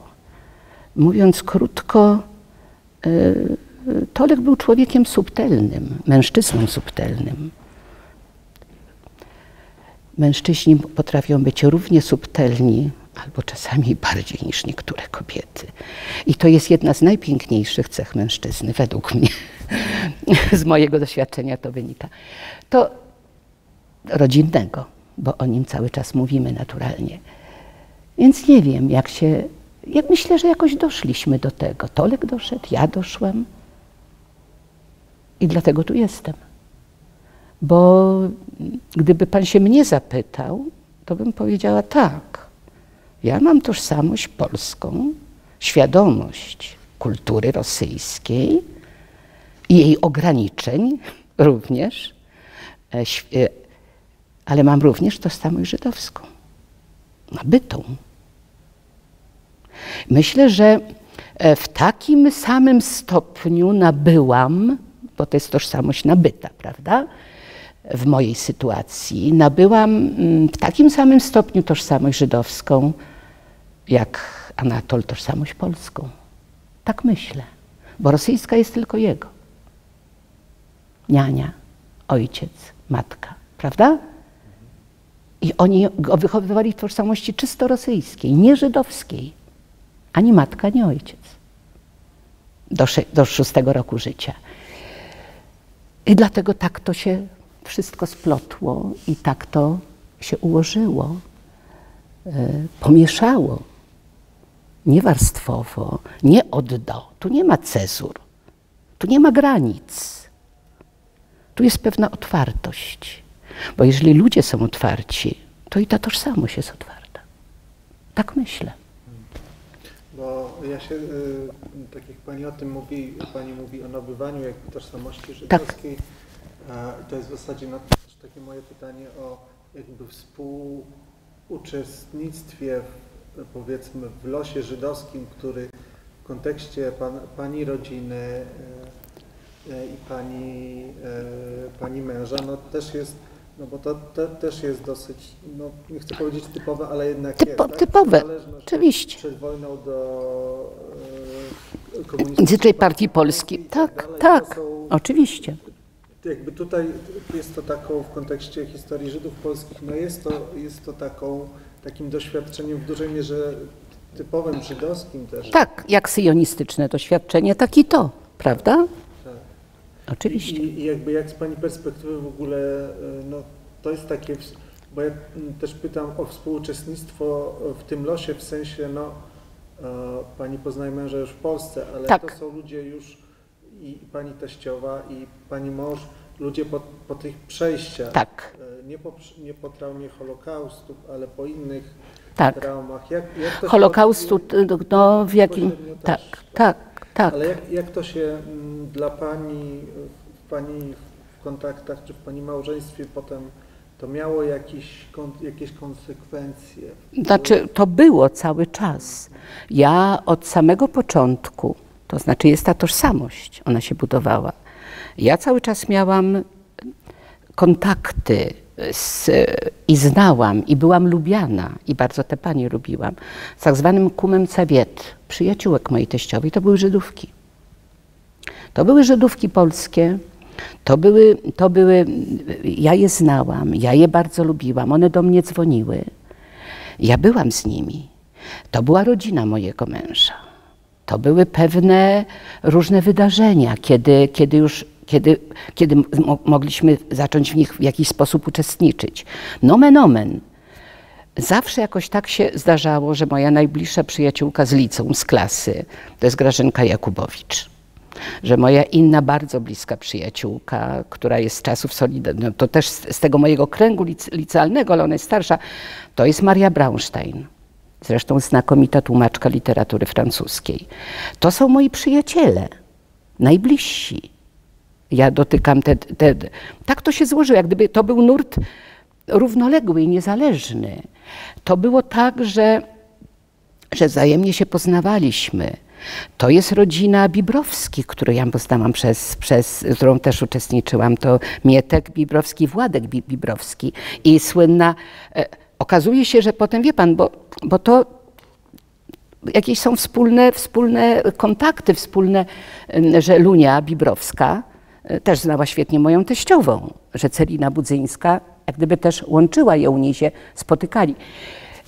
To jest moja najbliższa przyjaciółka, od lat już taka oświatowa, edukacyjna, to jest Ania Frenkiel z rodziny, chociaż oni, wie pan, no tak to było. Do kościoła nie chodziłam, proszę pana, więc ja żyłam w tym kręgu zawsze liberalnym. A w tym kręgu zawsze byli Żydzi polscy. Przecież pan doskonale to wie. To jak gdyby, to jest ta tożsamość. Tożsamość, nie wiem, czy to pan się z tym zgodzi, tożsamość wejścia do inteligencji, bycia w określonym świecie, prawda? Ja miałam bardzo bliskie kontakty. Jak panu powiedziałam, wyjeżdżałam do rodziny, prawda? Jeździłam do nich do Rygi, bardzo się lubiliśmy. Bardzo, jak była choroba mojego męża, bardzo oni wszyscy przeżywali. Miałam z tej strony ogromne ciepło i moralne wsparcie. Także miałam pełną świadomość, że jestem absolutnie równoprawnym członkiem rodziny Hirszowiczów, rodziny. Tak jak mój mąż miał świadomość bycia pełnoprawnym członkiem rodziny Masłowskich, moich rodziców. Całkowicie. No tak bym to określiła. A czy mogę zapytać o pani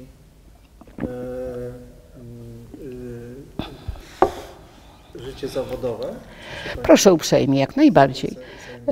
Nie, ja już, jak pan widzi, jestem emerytką. Myślałam, zaraz panu powiem, myślałam, żeby napisać książkę o tym wszystkim, ale psychicznie bym nie dała rady. Rozumie mnie pan? Tego się bałam. Dlatego, że w tym się siedzi wtedy cały czas. To nie wychodzi. Można pewne rzeczy pisać, ale konieczny jest dystans, tak jak to robi, chociaż było jej najtrudniej. Agata to ma, mówię Agacie Tuszyńskiej. Mojej biografii, to jest moja uczennica. Agata Tuszyńska. Tak jak ona, ja ją podziwiałam, kiedy on opisała chorobę i śmierć swojego drugiego męża. Na pierwszy nawet mnie na ślub zaprosiła, to był epizod w jej życiu, bo już jak pięknie opisała historię rodzinnego lęku, prawda? A propos Agaty Tuszyńskiej, to będzie mała dygresja i wtedy moja biografia z tego się wyłoni również. Opisana sytuacyjnie może, a nie suchymi faktami. Proszę pana, jest rok 70 może drugi, pierwszy, Tolek jeszcze jest zdrowy. Znaczy pierwsze lata mojej pracy, oczywiście jeszcze jestem po filologii polskiej, kończyłam filologię polską na Uniwersytecie Warszawskim w dobrym okresie, kiedy jeszcze byli wspaniali nasi wykładowcy, językoznawcy, pisarze, filozofowie. Jeszcze kiedy Zabłudowski młodziutki miał ze mną filozofię na pierwszym roku. Potem wszyscy powyjeżdżali. Pan wie, jeden Zabłudowski został tylko w Polsce. Ja mówię o tych redaktorach i encyklopedii i tak dalej. Więc skończyłam filologię polską, chociaż namawiano mnie do szkoły teatralnej, wygrałam w 1963 roku w 10. klasie pierwsze miejsce ze Stanisławą Celińską, Dykiel była druga czy trzecia, zajęłyśmy pierwsze miejsce w konkursie recytatorskim. To było 10-lecie 53. śmierci. To była poezja Tuwima i Gałczyńskiego, bo oni razem zmarli w tymże samym roku, nie razem, źle powiedziałam po polsku, w tymże samym roku i jesienią późną, listopad, grudzień, i Gałczyński i Tuwim. To tak na marginesie. I wtedy, kiedy zupełnie nieoczekiwanie dla mnie, sama sobie opracowałam, nikt mi w tym nie pomagał. No i tak, ja zajmuję pierwsze miejsce. Ja mam maleńkim cudem Tuwima Scherzo, takim maciubkim. I wtedy powiem panu, że Świderski był, córka Broniewskiego, Maryna w komisji. Oni za mną chodzili, żebym zdawała do szkoły teatralnej. Oni mnie prosili. Wie pan, uznałam, że nie, bo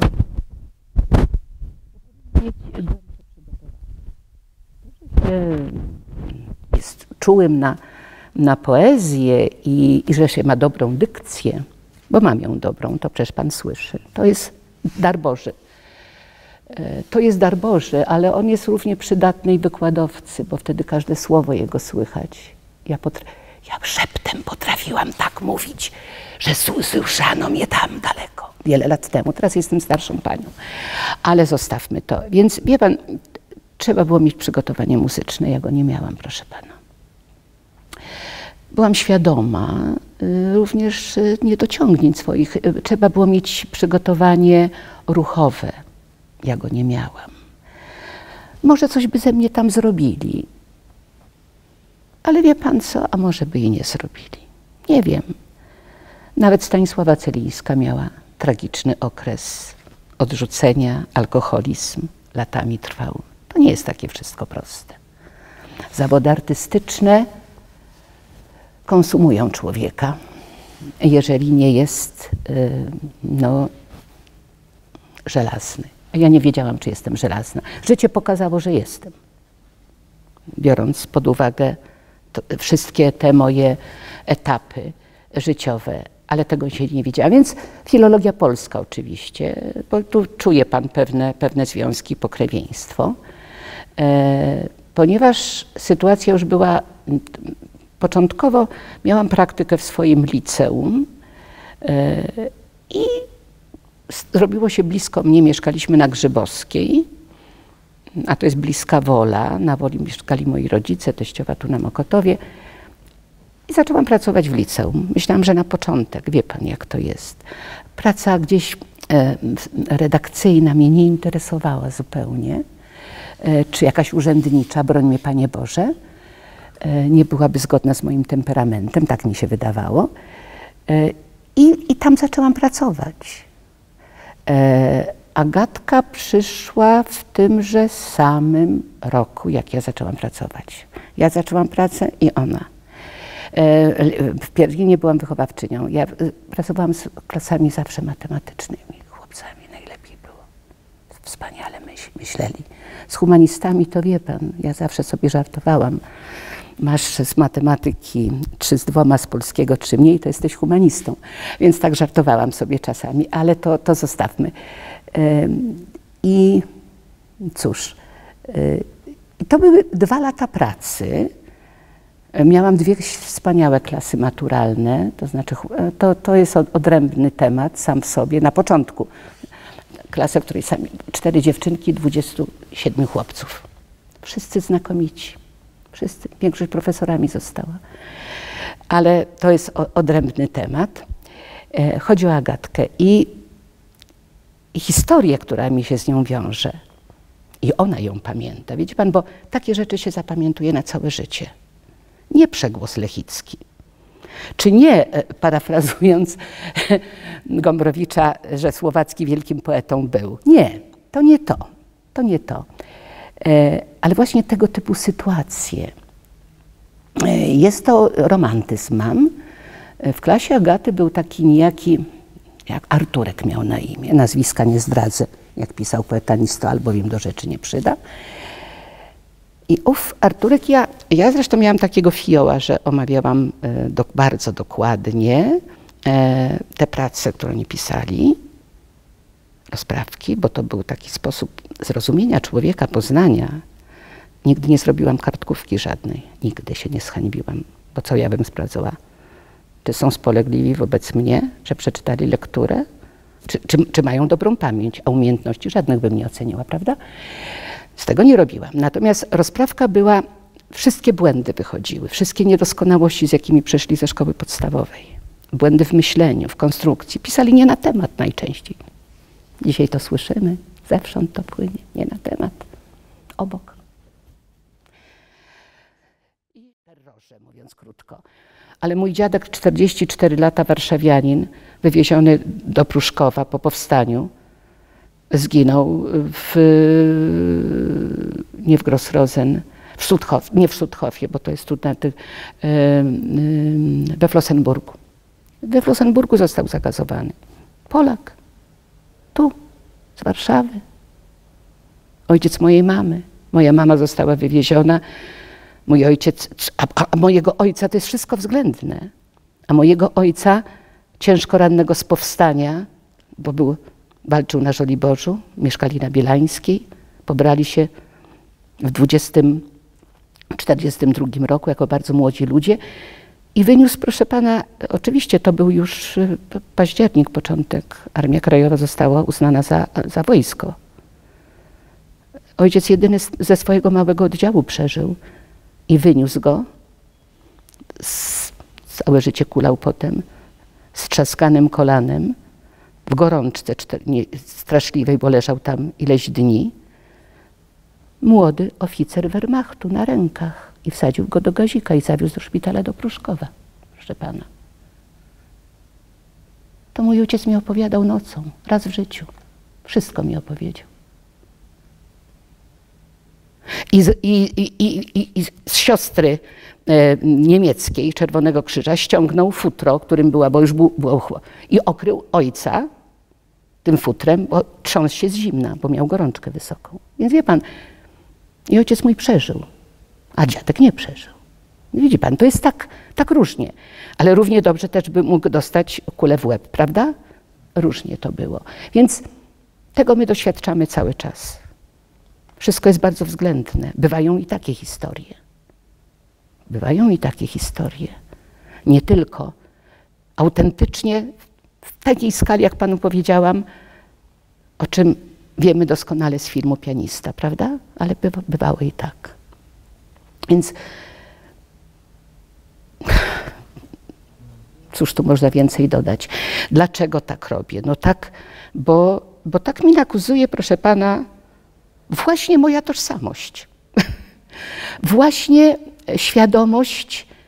świadomość mojej rodziny. Rodziny mojej, czyli mojego męża. Rodziny ze strony męża. Tak mi nakazuje. Przyjechali tu w 1948 roku. I to mieszkanie cały czas ja zachowuję, utrzymuję. Ono mnie pomaga. Ja tam moją mamę przyjęłam, zrobiłam studio. Pan mnie rozumie. On jest obok mnie. Będzie mnie służyło, bo tam ktoś, póki będę żyła, zamieszka, żeby się mną opiekować. Jestem osobą samotną. Ale po mojej śmierci chcę, żeby odziedziczył Opolin. Właśnie z prawnikiem się spotkam. Rozmawiałam z panią Aldoną. Żeby to mieszkanie, Polin to wykorzysta na swoje cele. Mam zaufanie do Polin. Do Żichu nie mam. Mogłabym i w Żichu, bo Ineczkę świetnie znam, śpiewaka znam, jego pracownika znam i tak dalej. Więc wie pan, mogłabym. Do Żichu nie mam, bo ja nie wiemy, co oni tam zrobią. Pan mnie rozumie, dlaczego. No, rozumiem, tak. Pan mnie rozumie, no, bez komentarzy to zostawmy. Proszę pana, stąd Polin. Polin w sensie symbolicznym, chodzi o to muzeum, co łączy i co stanowi nazwa. A wracając jeszcze do tego wątku Żydów, ja bardzo zaprzyjaźniłam się z rodziną żydowską Krauscharów, u których byłam parę lat temu. Oni do mnie przyjeżdżali w Tel Awiwie. W Jerozolimie oni mieszkają. Spędziłam cudowne, bez mała 2 tygodnie. Jeszcze mogłam troszkę chodzić, więc wie pan, tak samo Czy bym tu była, czy bym tam była, to nie ma dla mnie znaczenia. I to tak na marginesie naszej rozmowy, prawda, jak się dopełnienie takie maleńkie. A tu tak, i tak sobie to wyobrażam. Początkowo ale jak powiedziałam mojemu notariuszowi, to on mówi, mówi, no wspaniała sprawa. Mówi, no masz rację. Ja wiem, że mam rację, tylko nikt nie patrzył na mnie jak na wariatkę. Więc proszę pana, ja niczemu, taka jest moja wola i chcę, żeby to mieszkanie, które cały czas było w tej rodzinie, przyjechali z tej Rosji. Masza wróciła tam, gdzie mieszkał jej mąż, prawda? Czyli rodzina Gurfinklów na Złotej. Tu, gdzie, niech to będzie dla Muzeum Polin i w związku z tym całość tych dokumentów. To jest spójne, teraz pan to czuje, prawda?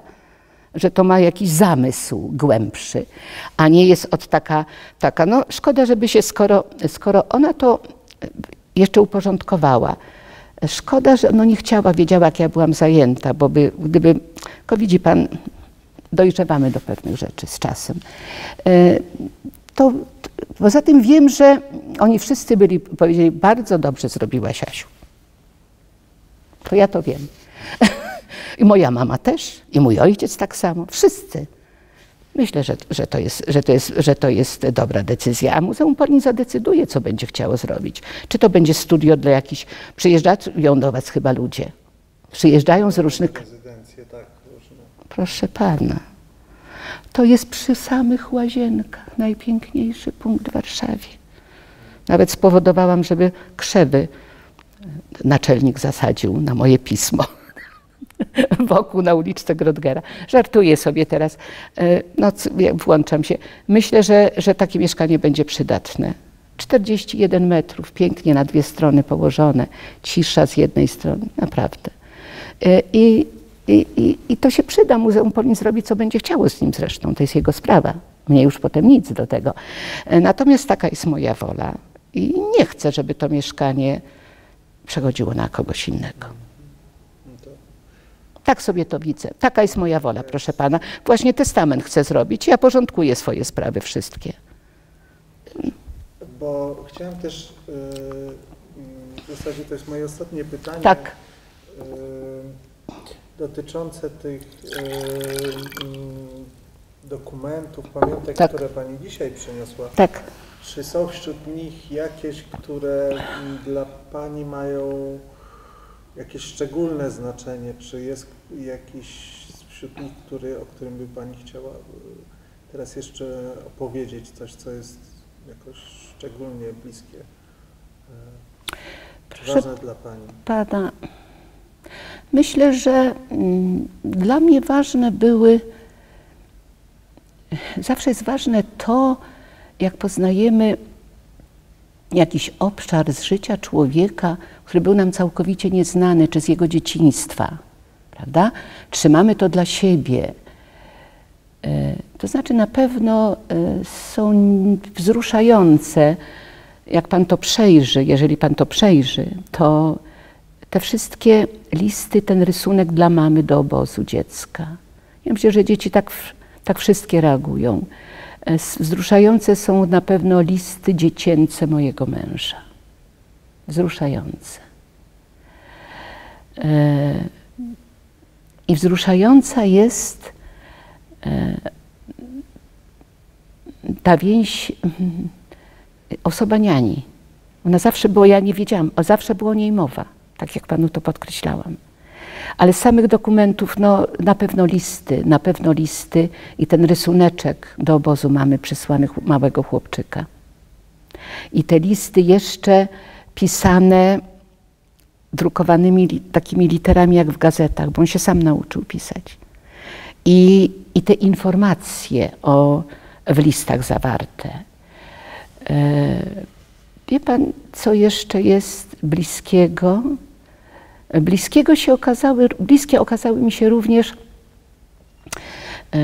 zdjęcia tu robione w Warszawie w latach 28-29 na Placu Krasińskich w mieszkaniu i podpisane z tyłu przez moją teściową, która ma wtedy raptem 19 lat.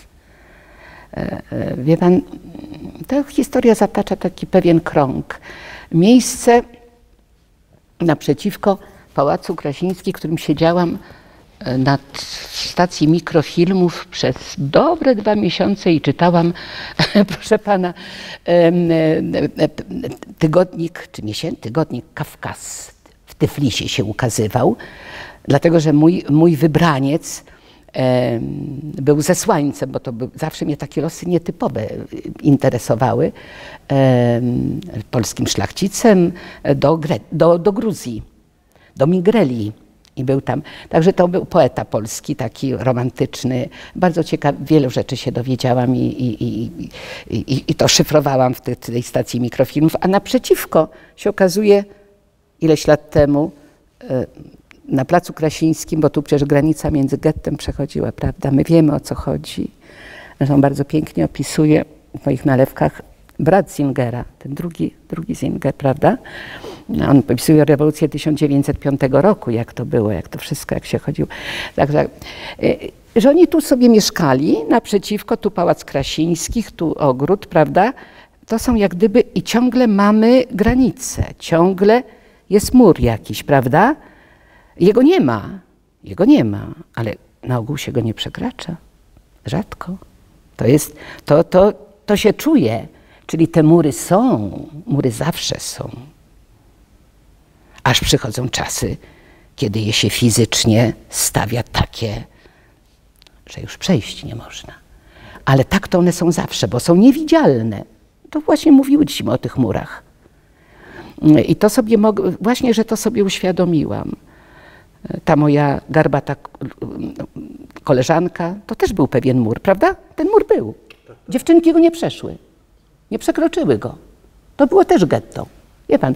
Także to sobie uświadomiłam, że tu było oczywiście te zdjęcia, które mnie się, zdjęcia wzruszające, kiedy jeszcze trwa szczęście, kiedy jeszcze nie przychodzi kataklizm, kiedy oni wyjeżdżają do Zakopanego, chodzą po górach. Tam moja teściowa i mój teść, ich przyjaciele, wie pan, no wspaniałe sprawy. Także to były takie z tych wszystkich na pewno ten rysuneczek dziecka, zdjęcia i listy. Wszystkie listy. Właściwie wszystkie listy, które napisał Tolek do mamy, do niani. Do niani pisał. Tam są listy jego i do niani. On prosi. Także tak, wie pan, chyba to było najbliższe. Bo oczywiście, wie pan, robi wrażenie, kiedy się czyta po wielu, wielu latach też te dokumenty dotyczące dochodzenia prawdy, jak zginął mąż, kiedy został rozstrzelany, kiedy był sąd. Ale to jest taki egzodus wszystkich wdów czy wdowców. To jest egzodus każdego. Ja to rozumiem, że teściowa chciała dojść, ale tak to jednoznacznie stwierdzenie, że dokładnie nie, ale tego samego dnia jest ten dokument oryginalny, wysłany, ambasada polska pośredniczyła, to oczywiście na początku lat 90. dopiero mogła go otrzymać, mimo już, że rehabilitacja się dawno odbyła i tak dalej, ale jak zginął, nic nie wiedziała. Dopiero po 90 roku jest korespondencja, 91, 2, 3 i dopiero wiadomo, że tego samego dnia został rozstrzelany. Kropka. Już. Ale to tak było wszędzie, prawda? To jest ten paradoks, tak było wszędzie, tak jak właśnie o ciotce z domu Kaszer, to znaczy to żona starszego brata mojego teścia, też Gurfinkel, który był tu przedstawicielem Szela. Ja bardzo ciotkę, ja wspominałam panu, że lubiłam i ciotka mówiła, przyjedź do mnie, to mi coś pomożesz, ale lepiej, żebyś ty przyjechała niż Masza, czyli mówiła o swojej. To była wzruszająca, zawsze śmiała się, no bo z młodszą chciała, wie pan, to normalne w tym wieku jest. I ciotka Kaszer, jej mąż, czyli brat, ten komunizował, a ten był fachowcem. Widzi pan, to tak te losy się różnie żydowskie toczyły. I był przedstawicielem firmy Shell na całą Polskę. To byli bogaci ludzie. Ciotka miała samochód, miała Fiata w 30 latach. I powiem panu, czego żałuję. Zrobiłam jeden błąd w życiu. A propos tych dokumentów, oczywiście. Bo ciotka jedyna przeżyła getto warszawskie. Fejga Kaszer z domu, potem Gurfinkel, a potem żyła już z metryką Helena Rusiecka. Ciotka przeżyła z całej tej rodziny, z calusieńkiej getto i nie trafiła do Treblinki. Oni wszyscy tam zginęli. Cała rodzina Gurfinklów. Calusieńka. Nikt się nie ostał. Kasia Meloch, ale Kasia Meloch od strony Kaszer jest trochę związana z Heleną. Nie od strony Gurfinklów, tylko ona była po mężu Gurfinkel. Stąd o tym mówiłam. I ciotka Helena, wie pan, miała córkę, malarkę znakomitą. Ona narysowała swojego synka. I ten rysunek ja nieopatrznie przekazałam kuzynowi, synowi, też żydowska rodzina w Sztokholmie, w Szwecji. Bo wiele lat temu, wie pan, i ciągle mam, wie pan o co chodzi, nie powinnam była tego zrobić.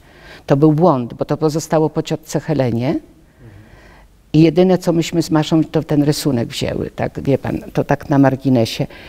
Znaczy rysunek, bo był u Maszy. Potem jak ona zmarła, to ja wzięłam. Wie pan o co chodzi. Mam żal do siebie o to. Nie powinnam była tego zrobić. I teraz wracając do... No znowu straciłam wątek, widzi pan. No rozmawiamy o tych pamiątkach, które pani... Są bliskie. Dzisiaj... To jest wątek główny, tak.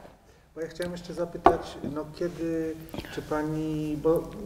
czy pani teraz, znaczy kiedy pani zobaczyła pierwszy raz te dokumenty? Czy one się przewijały wcześniej? Czy pani... Proszę pana. W jakimś momencie... Proszę pana. Ja te dokumenty widziałam wiele lat temu. Teściowa mi pokazywała. Były u teściowej cały czas, nie były u nas. Były z nią. Miała również sterty listów, bo oni pisali do siebie listy. Ameryka cały czas. To część wyrzuciła, część potem od siostry. Ja to widziałam. Pokazywała mi oczywiście teściowa rysunki Tolka, pokazywała mi listy, opowiadała mi, ale to było wiele, wiele lat temu. Potem ten temat nie wracał. Było wiadomo. On się jakoś dopełniał czasami w opowieściach, w takich rozmowach towarzyskich, mówię w określonym kręgu, ale z rzadka. Teściowa je miała i hołubiła je. To ja wiem. To ja wiem. I ja również przez szacunek dla niej przekazuję to, bo to nie może się zmarnować teraz. Ale nigdy nie miałam wyrażonej żadnej woli teściowej, co mam zrobić. Nigdy, tak jak ja trzymam wszystkie listy od mojego męża, który pisał do mnie. Także wie pan, to jest, no ale to nie znaczy, że komuś pokazuję, prawda? Miałam świadomość istnienia tych dokumentów, bo miałam informacje, opowieści. Teściowa mi opowiadała, jak jechała w wagonie takim zakratowanym do pierwszego obozu. Tej opowieści nigdy. To się łączy. Opowieści łączą się z tymi zdjęciami. Skoro mi o tym mówiła, to i to mnie pokazywała. Ale to nie była jakaś celebra szczególna. Pokazywała jako przyczynek do dzieciństwa Tolka. Szczególnie kiedy on zachorował, kiedy miał wylew później, po jakimś tam czasie. Także myślę, że tu specjalnie nie mam nic do dodania. Miałam świadomość tych dokumentów, widziałam je wiele lat temu, raz czy dwa. Potem, po śmierci teściowej, przejrzałam je wszystkie. I zostawiłam, bo było bardzo ciężko tu. Zostawiłam, żeby uleżały się przez czas. Potem do nich sięgnęłam i zrobiłam pierwszą, znowu upłynął jakiś czas, pierwszą, może nie selekcję, bo to niewłaściwe słowo, ale jakiś porządek w nich spróbowałam wprowadzić, odczytać je. I potem stwierdziłam parę lat temu, że ja to muszę przekazać i jeżeli tak, to do Muzeum Polin. Wie pan, specjalnie po muzeach, ja kochałam muzea sztuki zawsze, chodziłam do nich. Zrobiło na mnie niesamowite wrażenie Muzeum Yad Vashem, kiedy byłam pierwszy raz w Izraelu. To było wielkie przeżycie. O, widzi pan, no nawet sąsiadki Nagrodgera, które bardzo, taka Sabina Lewi, która była studentką profesora Kotarbińskiego, ona wyjechała do Izraela w 1968 roku, ale i książki mnie zostawiała i ja z nią chodziłam, jak miałam, no wie pan, no 21 lat. To zawsze 2 piętra wyżej, to ona mi ciekawe rzeczy opowiadała. Jak ja przyjechałam do Izraela, to ona od razu przyjechała do Tel Awiwu. Ja u niej byłam w Jerozolimie, gdzieś tam tak mieszkała tuż obok. Nieciekawie to było. Wyjechała ze swoją przyjaciółką, tamta zmarła. I ona ze mną pojechała do Yad Vashem. Spędziłam z nią tam cały dzień. To muzeum zrobiło na mnie niesamowite wrażenie. To jest oczywiste, bo jak mogło nie zrobić? Po pierwsze, to było pierwsze takie, powiem, nowoczesne muzeum. Nowoczesne muzeum pod każdym względem. Więc potem byłam drugi raz w Muzeum Yad Vashem. Też, jak byłam w Jerozolimie, mieszkałam 10 dni. Do Muzeum Polin nie przyszłam od razu. Nie.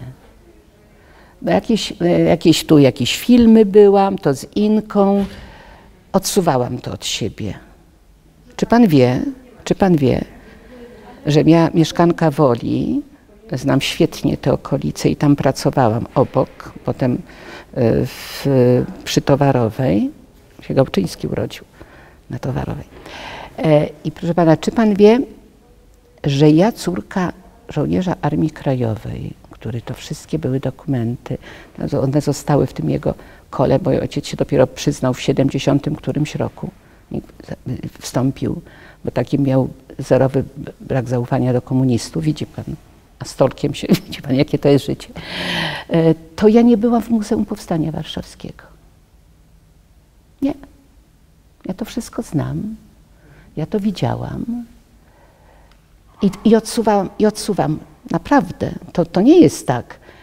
A potem jednak tu zmobilizowałam się, bo byłam na takich różnych parę razy imprezach, ale nie zwiedzałam muzeum. Bo to jest inna sprawa. I dopiero jak przyjechała wspomniana przeze mnie kilka lat temu, nie tak dawno, ja znałam to miejsce. Ja tu przychodziłam pod pomnik bohaterów getta. Z moją teściową, z jej krewnymi. Ja to znałam. Ja tu przychodziłam również, jak były w latach, jeszcze nie było muzeum, były takie różne demonstracje, pochody, też tu ja przychodziłam tu. Tak, to wie pan, to jest oczywiste. Ale ekspozycję samego muzeum parę lat temu widziałam dopiero, jakieś 4 lata temu. Mniej więcej. I to takim sumptem dla mnie był przyjazd właśnie kuzynki dalekiej, znaczy może nie takiej dalekiej, w drugim, trzecim pokoleniu, wspomnianej przeze mnie ciotki Heleny Gurwinkel z domu Kaszer, na Nowolipkach mieszkała. Dzieciństwo spędziła. Jej brat, jeden z największych uczonych talmudystów w Nowym Jorku, się okazał wybitnym.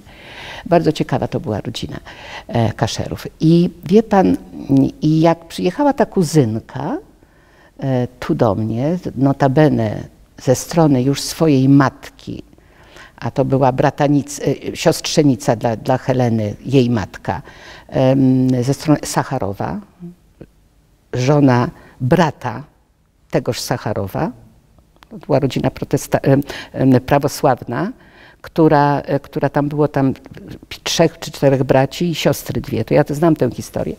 I kiedy ona tu przyjechała do mnie, ja ją zaprosiłam, żeby poszła na cmentarz żydowski. Ja pochowałam ciotkę Helenę na cmentarzu żydowskim z moją teściową. Nikogo nie miała. Cała jej rodzina zginęła. Leży Helenka tam, zrobiłyśmy grób jej. Czy mąż też jest pochowany na cmentarzu żydowskim? Nie, mój mąż na Powązkach jest pochowany, bo mógłby być pochowany, ale nie był wierzącym Żydem. Wie pan, mógł być, ale ja bym nie mogła być pochowana. Widzi pan, to tak jest. Wszędzie są te ograniczenia, prawda? Mamy na szczęście, znaczy moi rodzice, to ja zrobiłam, zaraz mają bliziusieńko na Brudnie, też stary cmentarz przy tym drewnianym kościółku, bo tam dziadkowie byli, a my mamy na Powązkach wojskowych. Tak się złożyło, że mój teść drugi, bo Masza potem krótko, znaczy była w takim z Ignacem Borkowskim, naprawdę się nazywał Bierenzweig, z Ignaciem i on został pochowany. Na szczęście cały czas wierzył w ideologię wiadomą komunistyczną i całe szczęście, że zmarł w styczniu 1968 roku, proszę pana. To szczęście dla niego. I tam został pochowany na Powązkach wojskowych. I w tym grobie ja pochowałam męża, teściowa mnie uczyniła właścicielką tego grobu. Pochowałam swojego męża z teściową razem w 1998 roku, a następnie teściową w 2001 roku. I tam ja się też położę. Także w tym miejscu. Ja będę tu. Mam grób rodziców. Niech sobie brat weźmie, mnie to nie interesuje. Także będę też tu na Powązkach. Ale Helenę pochowaliśmy tam. Tak. Helena tam leży. Tam leży dużo takich też znajomych. Chodzi o te nowe kwatery, wie pan. Tego pierwszego znałam, pan wie, o kim mówię, już nie pamiętam jego nazwiska. Teraz jest jedno. Także to robi wrażenie. Ja sobie po cmentarz żydowski poznałam te wszystkich, bardzo ciekawe. Tam są te miejsca, te kwatery, cała ta historia. To wie pan, to jest miejsce. Z tym, że największe wrażenie zrobił na mnie cmentarz żydowski w Pradze. Ten z XVI wieku. Cała dzielnica żydowska w Pradze. Synagogi. To robi wrażenie, proszę pana, bo to jest wszystko zachowane. To robi, a ten cmentarz jest po prostu wyjątkowy. Ale równie wielkie wrażenie zrobił na mnie cmentarz w Kazimierzu, przy Czerniawy. Trzeba kawałeczek wejść. I powiem panu, no tam ci chłopi ileś tam macew zabrali i zużyli na swoje potrzeby, jak pan przecież wie, co się działo. Natomiast największe wrażenie, to zrobił na mnie jednak cmentarz w Treblince. Nie w Treblince też, przepraszam. Znaczy, zrobił na mnie oczywiście Oświęcim i Treblinka, bo to widziałam. Ale największe na początku jako dziecko widziałam pod Lublinem obóz zagłady. Majdan. To było pierwsze moje. I to wie pan, musiało odcisnąć niesamowite piętno też na psychice dziecka, bo to pamiętam. Natomiast wrażenie już jako dorosłego człowieka, bo to zostało we mnie, to było i wiadomo. Natomiast zrobił, jak wśród tych lasów, cmentarz Żydów z warszawskiego getta. Tam, gdzie ta rodzina cała Tolka leży. Myślę nie o Treblince, gadam głupoty. No. Myśli pani o Treblince. O Treblince myślę. O Treblince myślę, dobrze. Dobrze, czyli dobrze, bo już się bałam, że jestem zmęczona, bo łączę zawsze obóz kobiecy w Oświęcimiu i to, wie pan, i Oświęcim to jest jeden, to jest ten główny obóz i potem, jak się nazywał ten obóz kobiecy? Birkenau. Widzi pan, bałam się, że przejęzyczyłam się, więc oczywiście myślę o Treblince. Nie chciałam poplątać z Birkenau, więc widzi pan, to także to prawda. I powiem panu tak szczerze, że rzeczywiście Treblinka zrobiła na mnie pierwszy raz jak byłam, bo byłam tam 2 czy 3 razy. 3 razy byłam. I chociaż ja cmentarzy... Znaczy w takie miejsca z Tolkiem pani jeździła? Czy on... Z Tolkiem byłam w Treblince raz. Byłam z Tolkiem. Pojechaliśmy wtedy, jeszcze chyba pierwszy raz moim małym fiacikiem. Ja prowadziłam, on niestety nie mógł, ja się nauczyłam, jak panu wspominałam. I przyjechała taka znajoma z Izraela.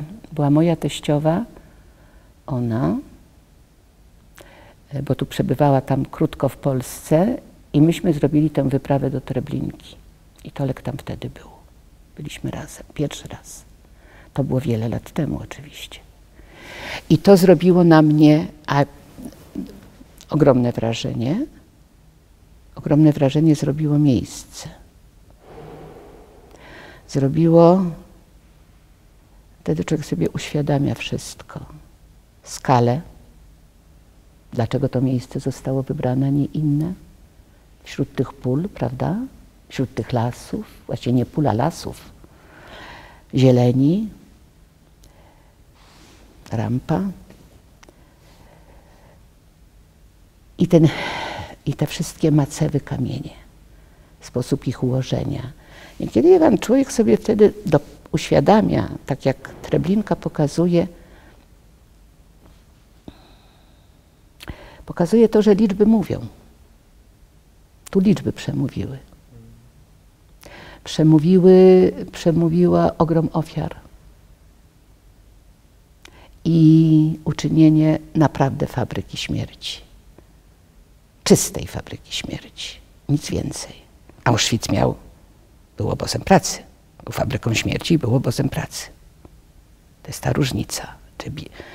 Tu natomiast Majdanek też, prawda? A tu nie. Tu już dochodzimy do perfekcji. Tak jak w czasach terroru stalinowskiego też, a propos tej strony losu żydowskiego, bo akurat teraz o nim mówimy konkretnie, właśnie tylko o losie żydowskim, to właśnie jest to, że dochodzi się do perfekcji. Tak jak się śledzi lata terroru, poczynając od 1935 roku, prawda, co się dzieje najpierw, a potem zaczyna się, z własnego otoczenia się morduje, prawda, tych, którzy są najbliżej. Potem Bucharin, prawda, samobójstwo, Czonikidze, Janukidze, prawda, wiadomo, co się zaczyna dziać. A potem się sięga po kobiety, zaczyna się mordować kobiety, zaczyna się dzieci. Dzieci, proszę pana, najpierw szły do domu dziecka, potem w Związku Radzieckim chłopcy, jak dorastali dziewczynki, do obozów szli, jak 17 lat. Do obozów szli, spędzali lata w obozie. Dzieci z wszystkich krajów, które szły. Wie pan, następuje specjalizacja, następuje całkowite już odhumanizowanie. Już się nie widzi słabszych. Wszyscy są jednako traktowani. To Treblinka pokazuje. To pokazują również, powiem panu, że Jedwabne zrobiło na mnie niesamowite też wrażenie. Tam pojechałam. Ale w tej skali sąsiedzkiej, bo nie zapomnę też lektur, które, wie pan, jeżeli chodzi o getto warszawskie, bo zawsze czytałam, kupowałam takie serie, w latach 70. się ukazywały, I dla mnie wstrząsającą lekturą, ja zostawiam klasykę, to znaczy nie opowiadania obozowe Tadeusza Borowskiego. Mogę o nich filologicznie panu opowiedzieć, jak je zaczęłam odczytywać. Ale myślałam, że po opowiadaniach obozowych medaliony są zupełnie inne niż opowiadania Borowskiego. Nie dał rady tego przeżyć wszystkiego, prawda? Zagazował się w warszawskim mieszkaniu. Naukowska dała radę przeżyć. Naukowska redagowała medaliony z myślą o literaturze. Całkowicie, proszę pana. Tak jak Kochanowski zredagował Treny z myślą o literaturze, a nie o tej maleńkiej dziewczynce. To jest ta zasadnicza różnica. Ona zawsze widziała, wspaniała była, siebie, siebie, siebie, a Borowski nie. Borowski pokazywał, co się dzieje z człowiekiem. I myślałam, że nigdy w życiu nic większego na mnie nie zrobi niż opowiadania Borowskiego. A wie pan, co zrobiło? Równie wysokie. Chleb rzucony umarłym Bogdana Wojdowskiego. Jest to getto warszawskie. Wszystko jest pokazane. Nie trzeba oglądać nawet Pianisty. Niesamowita to jest lektura. Ukazała się w Polsce. Takiej serii. Akurat to na mnie zrobiło ogromne wrażenie. Więc jak gdyby miałam tę świadomość. Świadomość zła. Ale wie pan, jak to jest z tymi liczbami. No cóż, to banały mówię w tej chwili, ale nie jesteśmy w stanie uświadomić sobie 100 000 zagazowanych w ciągu tego. Możemy utożsamić się z losem jednego człowieka. Możemy to przeżyć, doświadczyć. Tu natomiast jest to, Treblinka to pokazuje. Treblinka pokazuje. Treblinka pokazuje tu również, wie pan, jak gdyby to jest miasto umarłych. Dla mnie Treblinka. Miasto umarłych w tym lesie.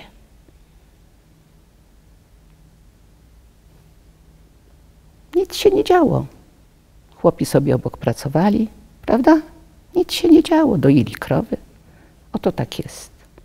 Nic się nie działo, kiedy dziecku zabrano rodziców. No widzi pan. Taki to jest los. Taki to jest los.